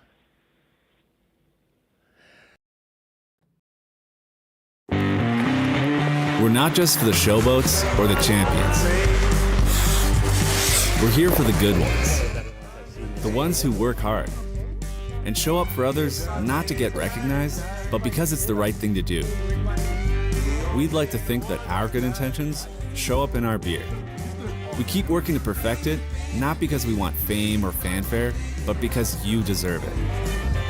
1919, the good you deserve. All right, thanks to our friends over at Little Brown Jug. And how about that conversation with Ted Irvine? I haven't enjoyed, it's been a minute since I've enjoyed a conversation as much as that. Just so interesting. And, you know, and by the way, I don't know if I mentioned this in it, but one of the great nicknames of all time, too, the baby-faced assassin. Let's get a few more of those nicknames back in hockey as opposed to just adding a bloody Y on the end of everybody's name.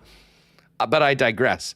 We're going to talk Bombers in just a minute with Ed Tait. Do you want to shout out our friends over at Royal Sports who are ready for hockey season? Are you?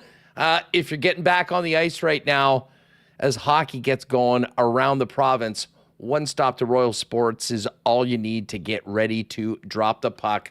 They've been the hockey superstore in town for over 40 years, with hockey players working the hockey department to get you the best fit and the most appropriate equipment for the player in question. Sticks, skates, goalie equipment, hockey equipment, you name it. When it's hockey, they've got it. And while you're there, get ready for the rest of NFL season with the latest NFL merch coming in, as well as Bomber gear for the playoffs and Jets gear for the upcoming season. Royal Sports, your true Winnipeg sports superstore, 750 Pembina Highway. Check them out on Insta as well at Royal Sports Winnipeg for their latest merchandise drops and sale information. And back at it tomorrow with NFL football. Jets Pats should be an interesting game. Of course, Boston Pizza is your spot for NFL football throughout the year. Show up on Mondays, Thursdays, and all day Sundays for your chance to win an exclusive trip to Vegas for Super Bowl weekend, jerseys, and more amazing BP prizes and NFL swag. Tomorrow night and every night the NFL is on. Make it Boston Pizza with your crew. And, of course, you can always order online at bostonpizza.com and get it fresh and hot to your door. All right, let's head down to Princess Auto Stadium. Bombers are back at practice, getting ready for one of the most intriguing games I can remember in a long time in the Canadian Football League. Ed Tait joins us now from BlueBombers.com. Eddie, what's up? How was the bye week? It wasn't too bad. It was good to get a bit of a break. Got a round of golf in at Carmen, underrated course, by the way. Nice. And, yeah, it was good. It's kind of weird, though, when the team doesn't play, you're so used to that being part of your weekly routine, the build up to the game and then the post game and all that stuff. When you don't have it, it's kind of, I'll be honest, I'm not very good at sitting still. And so I had the jumpy legs all weekend waiting for a game to play, to cover. It's fun. I was the same with you. I didn't know what the hell to do with myself last weekend. I mean, we were short one CFL game on the schedule, and of course It was the Bombers, but it was the Elks as well. So both teams coming off the bye heading into this one.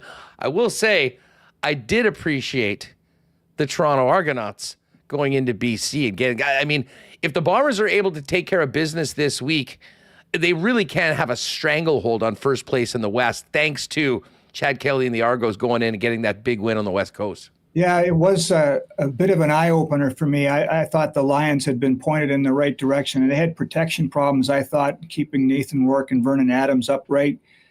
Chad Kelly looked great. I know there's a lot of – he's under the microscope for all kinds of reasons, but he played really well in that game, and full credit to the Argos. And it's, again, made this West Division race so nutty. It already is crazy, and for it to be the way it is now, you're right. If the Bombers can just kind of – take care of business here with the way the schedule is shrinking, right? So the opportunity for BC to catch Winnipeg starts to disappear. And I tell you what, I've said this before, the idea of the Bombers going into Vancouver for the West Final, presuming you take care of business in the West Semifinal, wouldn't scare me as much as it does some, because I think this team could win a track meet game. But if the West Final is here and somebody has to, whoever it is comes here, I mean, we know what home field advantage is like in the playoffs, so got to keep trending that way. I mean, you guys have talked about this. We've talked about this for months. Us, who thought we'd be here at this point in the schedule with the Bombers at 7-6 after 0-4 and 2-6 start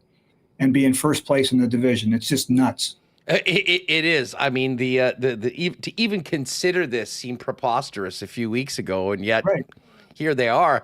And with BC being on the bye and the Bombers playing this week, I mean, it's an opportunity to basically get a 2-game lead with 4 games left on the schedule. Now, some big questions coming into practice this week. But first off, I mean, going back to the Banjo Bowl, just gutted for Chris Streveler, the sort of competitor that he is. I mean, to have that severe of a knee injury on a play in the Banjo Bowl that's going to keep him out is a huge loss, both on the field, in the room. But it significantly depletes the depth at quarterback. Ed, tell us about the guys that have been signed and, what they're up to right now and how the team and Buck Pierce and obviously Mike O'Shea are moving forward this week with the 2 new quarterbacks and how things might look behind Zach Collaros on Saturday night. Yeah, so a lot going on in that department. The reason I'm a bit late coming over to join you guys, I apologize, was there was a lightning delay at practice today, and then we were just doing interviews with Terry Wilson, who moves up the depth chart to number 2. I mean, nothing's set in stone yet until we see on Saturday, but yeah, he ran the short yardage effectively, I thought, after Streveler went out of the game with that unfortunate low hit. And so just because of the tight time frame here, he's clearly number 2, and I think he's going to run the short yardage. What becomes intriguing is sort of the here and now versus the long term at that position, because Jake Dolegala is a guy that started 11 games in this league with Saskatchewan and BC, got released by BC when Nathan Work came back. Big guy at 6'7". I mean, when you stand beside Willie Jefferson and you're looking him right into the eye, that's a big guy, and especially at that position. Brian Scott's a little bit more of an unknown. He's been with Toronto for basically a year and a half. Everybody in Toronto raves about him as a person and, what he brought to the locker room. I saw him yesterday after practice. He was grilling me. Are you from Winnipeg? What can you tell me about it here? I already like this place. So, it's the kind of guy that really seems to want to fit in. And then Darren Granger, the other quarterback that they brought in this week, was in camp. He came in camp late.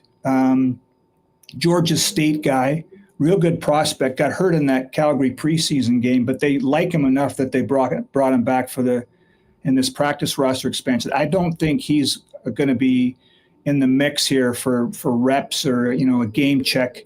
I think they're more just taking another look at him and then determining whether they bring him to camp next year.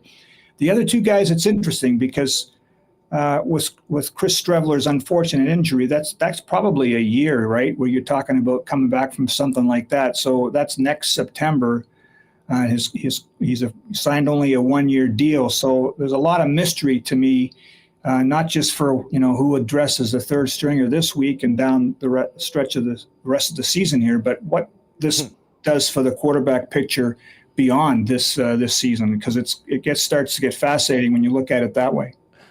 I wanted Granger to get into a game just so we could see a quarterback wearing number 00. Yeah, to be honest, it's weird. He wasn't 00 when he was in camp, and the last 00 I remember around here was Harold Nash, I believe, but I'd have to look it up. So, yeah, that's a weird one. I don't know how you pick for a QB. It would just look bizarre to when you go to the equipment guy and say I want to wear 00, they probably like, what? Oh, okay. I wonder, Dolegala, just because he's such a big dude, you would think that probably would fit in pretty nicely into that short yardage role that has been vacated by Chris Streveler. Although I know of a guy named wearing number 20 that probably wouldn't mind taking a few extra goal line carries and maybe a few more reps. Well, that's a funny thing you should say that. Sorry to interrupt you, Huss.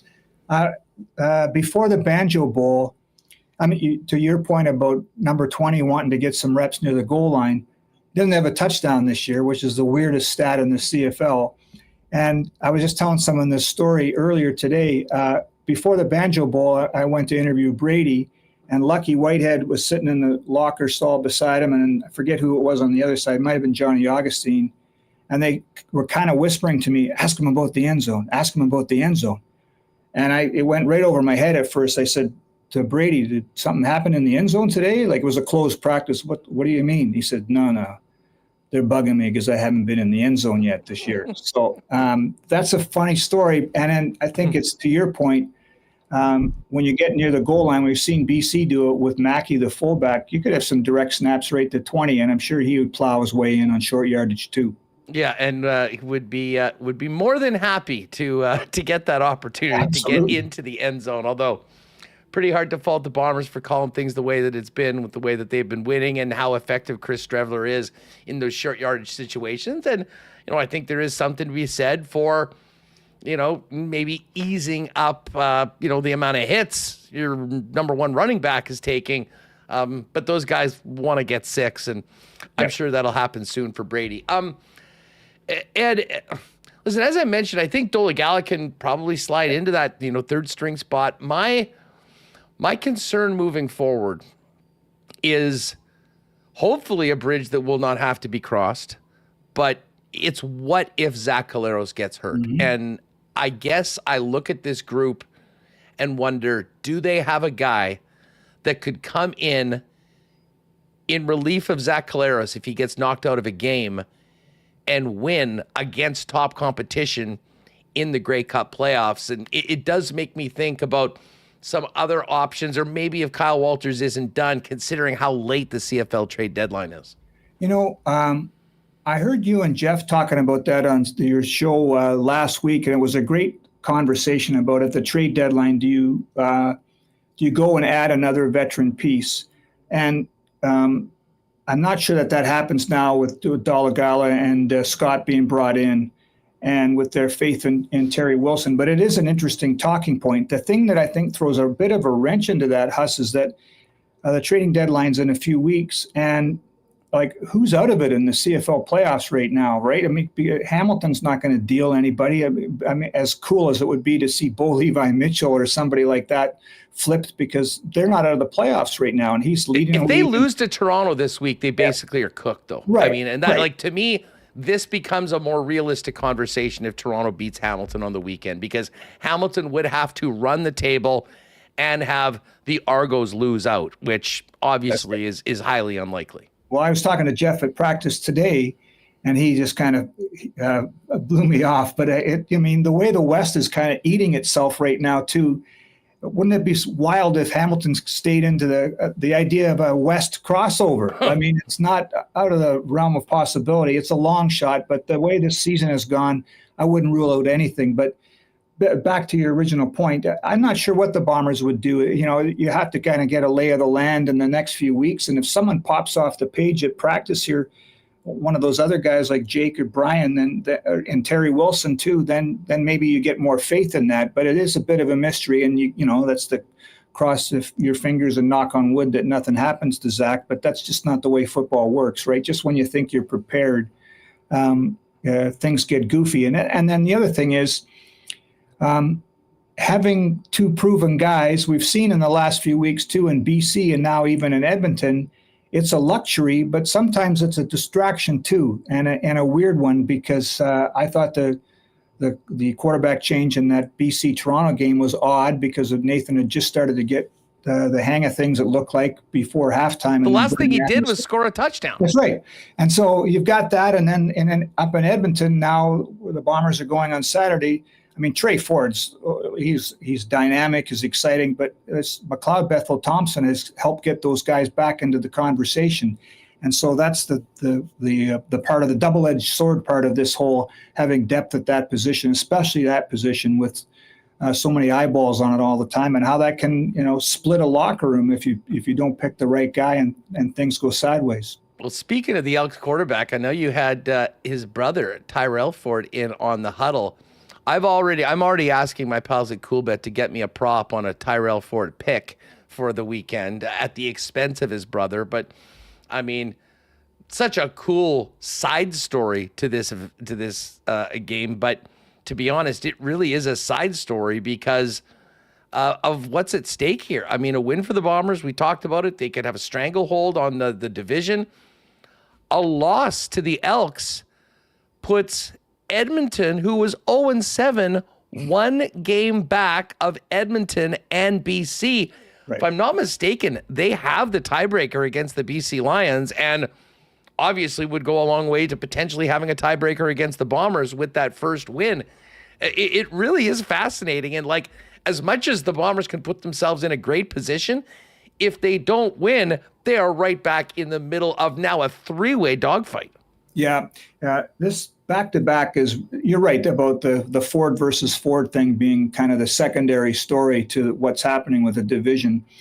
You know, in the last few years, we've been so used to we're at this point of the season already talking about, oh, Winnipeg needs one more win to clinch first, or, you know, one more win to get a playoff spot locked up. And then you start thinking about, well, they've got 2-3 games at the end of the year, you know, rest versus rust, who sits out. And man, that's more comfortable because you know that the West Division final is going to be here at Princess Auto Stadium.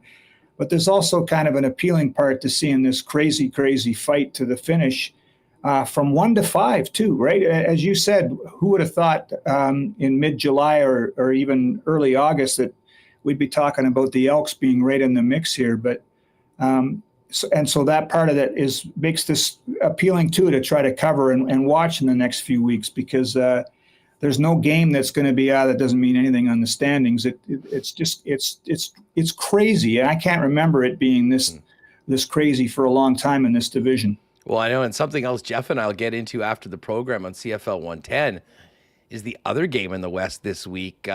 This kind of feels like a loser leaves town match between between Saskatchewan and Calgary. Yeah. I mean, it's hard to believe, but when they kick off on Friday or Saturday, I guess it's Friday night, the Saskatchewan Roughriders will have gone 2 months since winning a football game. And to be honest, like, I can't sit there and say they've played as bad as their record has been. I mean, they were right there with the Bombers in both of those games. They probably should have won both of the Montreal games, and yet they're just finding ways not to win right now. And in Calgary, I mean, you want to talk about a team that doesn't take advantage of opportunities. They could have won that game 5 times against Montreal, and yet it ends up being a tie. So, I mean, for many different reasons than we're hyped up to see Winnipeg-Edmonton, an equally intriguing game between Calgary and the Riders.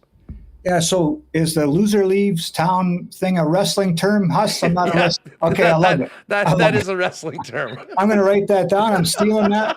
Loser leaves town. Okay.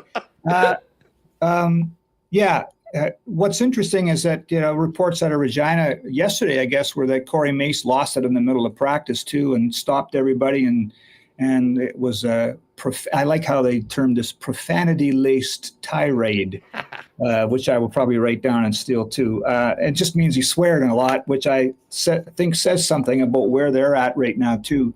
I can't figure out Calgary. You're right; they could have won that game against Montreal last week. But they're still right there. And you're right.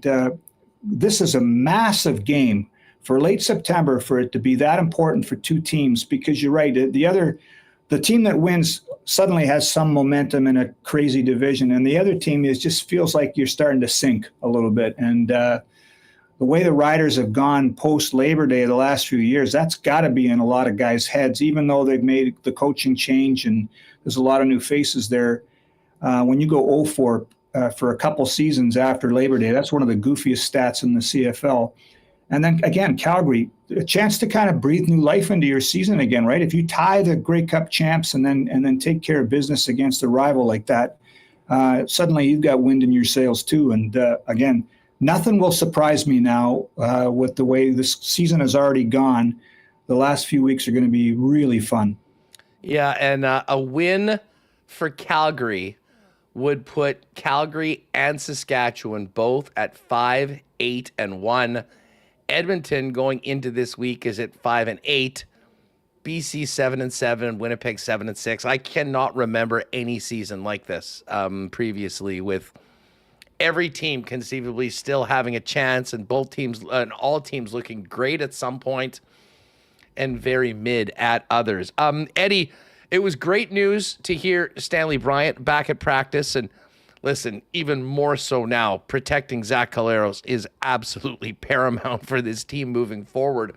But I see a couple of Zach Collaros' weapons weren't around. No Drew Wolitarsky, no Lucky Whitehead, just the latest on the receiving core. And I guess good news on Dietrich Nichols. I did see some speculation that he wasn't on the injury list. Maybe he was on the 6th game, but sounds like that was just a personal thing, and he apparently was back. Just the latest on the injuries and practice.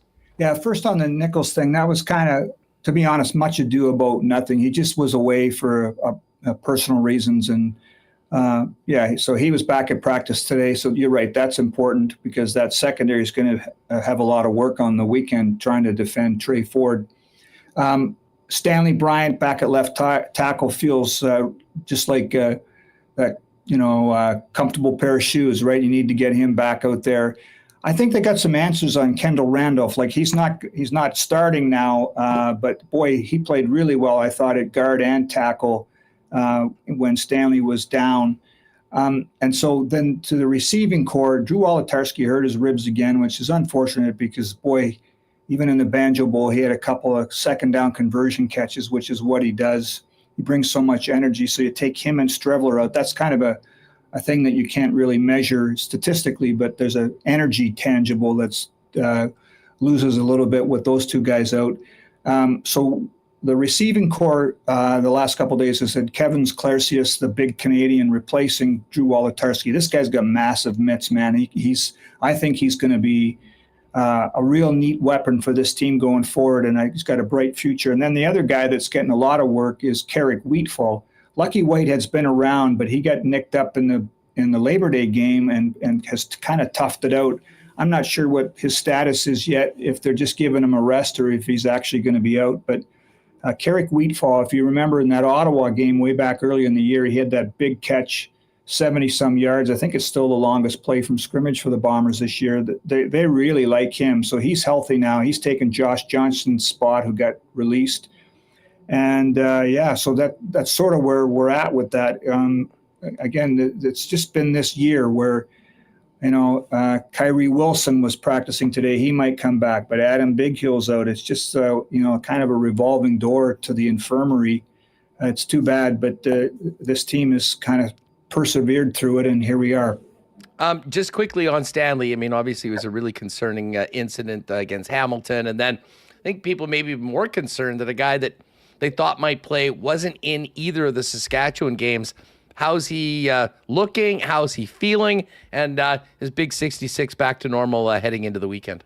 He says he is. He looks good. He was back to making fun of himself and joking around yesterday after his session, and so again, he'll be good to go. And with Pat Neufeld back too at the last game at guard, this is the unit I think they thought they would have up front in front of Zach. So like you said, it's so important to have those guys healthy, at the most important part of the season. Gabe Wallace isn't practicing yet. I really like him as a prospect, but he's getting close to getting back, I think. Again, Kendall Randolph looked really well. I thought even Mika Vanterpool in his limited time got work. So I think they're set up front. It's just about where the pieces all settle in, and having 66 at left tackle is massive because they might as well start working on his bust for the Hall of Fame, right? He's going in right away. Hands down, no brainer, unanimous first ballot for Stanley Bryant. I don't think there's any doubt about it. Eddie, thanks again for jumping on. What's cooking at BlueBombers.com heading into the big Western Division matchup Saturday night? Yeah, today kind of feels like a tweener day. It's the game's on Saturday. Team flies on Friday. I'm going to be working on a piece on Terry Wilson today because we really don't know a whole lot about him. He's an interesting prospect. I still think that's what you would term him, but one play away now from being the guy, right? So and then the Ford versus Ford thing, and we checked with the league today. And they're double checking now. They don't think that's ever happened before, where twins, like a twin at corner and one at quarterback, have ever faced each other like this before. So it's sort of history in the making. But as you said, Huss, it's a cool story, but kind of a sidebar story to the bigger picture, which is the race for first and second and third and fourth and fifth in the West Division. Absolute monster game, 6 p.m. Winnipeg time from Commonwealth Stadium on Saturday. Bombers and Elks, and then they'll do it again back here at Princess Auto Stadium the following weekend. Eddie, great stuff as always. Thanks so much for doing this. Thanks for having me on, buddy. Good stuff. There's Ed Tait. You can give him a follow on X at Ed Tait WFC. And, of course, read all of his work along with the great content team over at the Winnipeg Blue Bombers at bluebombers.com. One more time, congratulations to the Winnipeg Goldeyes on an amazing season. The barn was packed, or the park was packed last night, but it wasn't to be. The Goldeyes lose in the championship final of the American Association, but to Andrew Collier and Logan Watkins and everyone at the Goldeyes Association, or organization, I should say, congratulations from all of us on Winnipeg Sports Talk on such a great year. I also actually should throw this out right now. And, we were talking Bombers Elks. We're going to get to the Coolbet lines, but this line has gone from 3.5 for Winnipeg down to 1.5. And I think we're getting close to sort of pick'em territory. So I will say to you, Bomber fans, for the Not Auto Corp, why not question of the day, brought to you by Not Auto Corp at Waverly and McGillivray. The Bombers keep this rolling and make it 6 in a row and win against the red-hot Elks on Saturday night. How are you feeling about the Bombers' chances in the first end, the road end of this home-and-home? Let us know in the chat for the Why Not question of the day. Counting down to President's Cup as well. I saw an overdrive yesterday. O-Dog, Hayes, Duthie, the entire crew's going to be out there. And I'm, of course, going to be out there too. Pat Mayo, Feinberg, the entire crew from the Mayo Media Network. Cannot wait for it. If you missed last week's interview with Ryan Hart, the Winnipeg native, who is the executive director of the President's Cup, certainly check that out when you've got some time over on the YouTube channel. And look forward to a little President's Cup content from yours truly next week from Montreal. Of course, all of our golf reports are brought to you by our friends at Breezy Bend. Of course, still in absolutely immaculate shape right now as we finish up the season. If you're looking for an incredible home for your family at one of Winnipeg's top private courses, consider Breezy Bend. Give them a call and talk to our pal Corey Johnson about membership options for the 2025 season. And of course, you can find out more online at breezybend.ca. All right, let's get to the Coolbet lines. Waiting for another week of football to get going. Tomorrow night, we're going to have the NFL kickoff of Week 3 between the Patriots and the Jets at MetLife. The Jets are 6-point favorites in that one. But as I mentioned, we've seen some movement in this Winnipeg-Edmonton game. CFL lines are as such. Hamilton is 7-point dogs in Toronto to take on the Argos. Hamilton's had their way with Toronto so far this year, though. Interesting line on that. Mentioned this with Ed in the last segment. I mean, Saskatchewan-Calgary, it is the loser leaves town match. 2.5-point favorites are the Riders, who have not won in 2 months in Calgary on Friday. Doubleheader on Saturday, I should say. Alouettes and Red Blacks. And I know Hammer's been high on Ottawa. We're going to talk about this coming up in CFL 110. With Montreal's tie last week, Ottawa's just 2 games back of Montreal now. And with a win head-to-head on Saturday as a 2.5-point home dog, they could move within 1 game of the Alouettes in the East. And, of course, the main event is Winnipeg and Edmonton, the top 2 teams on the CFL power poll right now. The Bombers were 3.5-point favorites. That has been chipped away down to 1.5. Bombers minus 133 on the money line. Edmonton minus 110. I will get us a line on a Trey Ford pick, or a Tyrell Ford pick off of his twin brother, Trey. We'll talk about that on Thursday or Friday here on the program. I'm going to put this out when I do the Coolbet play of the day. Give them a follow at Coolbet Canada, Twitter, Instagram, and all your favorite follows. But the Jays are back in action tonight. And obviously, the Jays are done for the season. However, Bowden Francis has been absolutely phenomenal lately, and couldn't help but notice that the total on his pitching outs today, 18.5, is plus 140 to the over. He's gone over that number in 4 of his last starts, and the one that he didn't, he's still got 18.5 pitching outs. So I was surprised at such a good number. I think we're going to go throw that one out and look for some good plus money in today's play of the day. But what you need to remember most is your opportunity to take me out, to take Michael Remis out, Dustin Nielsen out, Matthew Iwanek out, all with $100 bounties on our heads in the Lock Shop Poker Series next Tuesday night. Mark it down, gang.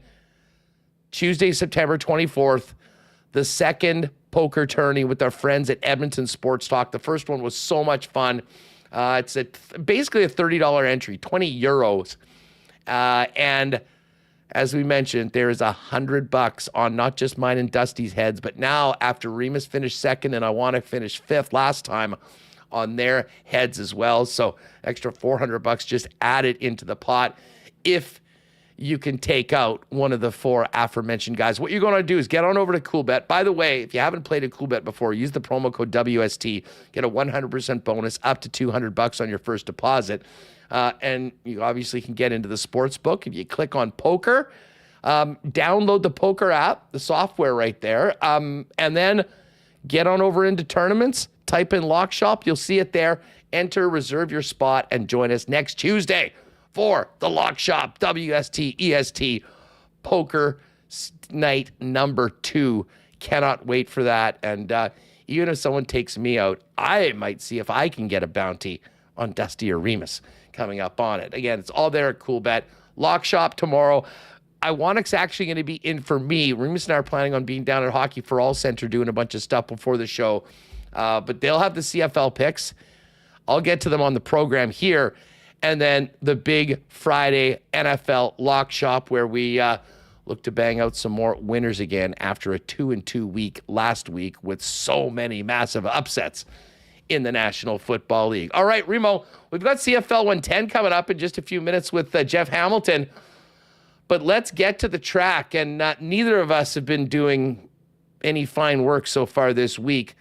Luckily, we've got tonight and 2 more nights of live racing, Monday and Tuesday of next week. But before we get to next week, it's all about tonight and trying to salvage this week and me chipping away at that lead you've got on me. How are your picks looking? Are you seeing the board any better today than we've been for the last 2? Confidence is low. I looked at my results last night. I was like, what? No winners? 2 days in a row? I'm trying to recapture the magic that I had. I think it was July where I was picking winners. I had a record, like winner every day for a couple weeks, and just hasn't gone that way. So. Time's running out. Time's running out for me to catch you, but both of us to get some winners. Let's get to it tonight. 8 races beginning at 7:30. I'm starting in race number 3 tonight. I don't know about you. I'm also starting at race 3. All right. I've got a $2 exacta box in race 3 of horse number 4, Burrow Down. You know that I love that name. And number 5, JJ's American Diva. Okay, I have JJ's American Diva to win. So hopefully that happens and Burrow Down does not finish second. That actually would turn into a very nice payout if it was JJ's American Diva first before Burrow Down. So race 3, do you have race 4? No, just 5, 7, and 8. Okay, I have 5, and I am going $4 on number 3, Johnny Paycheck. Okay. To win. Outright winner, Johnny Paycheck in race number 5. And then moving over to race number 6, I am going with a $2 exacta box on number 1, Reasonably Lovely, and the longest shot on the board, Double Barrel Elite. That would be elite if I could hit that one, and would probably be pretty good money considering it is the longest shot on the board, along with the favorite, Reasonably Lovely. What do you got for 6? Nothing in 6, just 5. 2-4 exacta, so Venti and Exotic Spare, so not Johnny Paycheck. So we'll see what happens. Head to head again in this one. Race number 7, I have just a $2 win bet on horse number 1, Replete. Okay, I have a tri-actor box with 1, 3, 5, so Replete, Victory Line, and Minoa. All right. And then the final race, number 8. I saved my tractor box for the final race of the night. We're going the $1 tractor box. Number 5, Awfully Special. Number 6, I Love My Life. And number 8, More of Tada. I'm just going with Lucky Appeal to win, horse 1. Yeah, and I am fading Lucky Appeal in that one right now. They're your picks for tonight. You can play at hpibet.com and watch the great broadcast from Kirk and Stretch over at the Assiniboia Downs YouTube channel. But there's nothing like being at the track in person. Still a couple days left next week to get in and take advantage of that amazing prime rib buffet before the season is over. Make a reservation in the clubhouse dining room for that. All right. Thanks again to all the feedback on that Ted Irvine interview. I mean, I really enjoyed it, but it's quite obvious that all of you did as well. So thanks again to Ted, our friends at Sport Manitoba, for helping us set that one up. And glad everyone enjoyed it.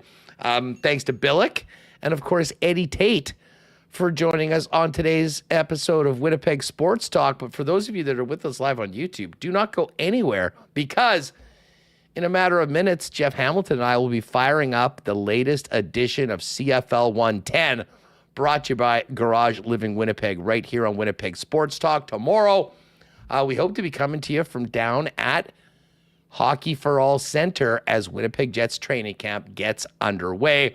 Mike McIntyre tomorrow, Murata Tesh on Friday, and much, much more from the Winnipeg Jets and training camp as it officially gets underway. Unfortunately, without Cole Perfetti signed, unless something changes before the puck drops tomorrow. That's going to do it for us. Thanks again to all of our sponsors that make the show happen each and every day. But don't go anywhere. CFL 110 is next, right here on WST. Oh, my God! Oh! Shut it down! Let's go home! Thanks for tuning in to Winnipeg Sports Talk Daily. Make sure to subscribe on YouTube and your favorite podcast feed at Winnipeg Sports Talk.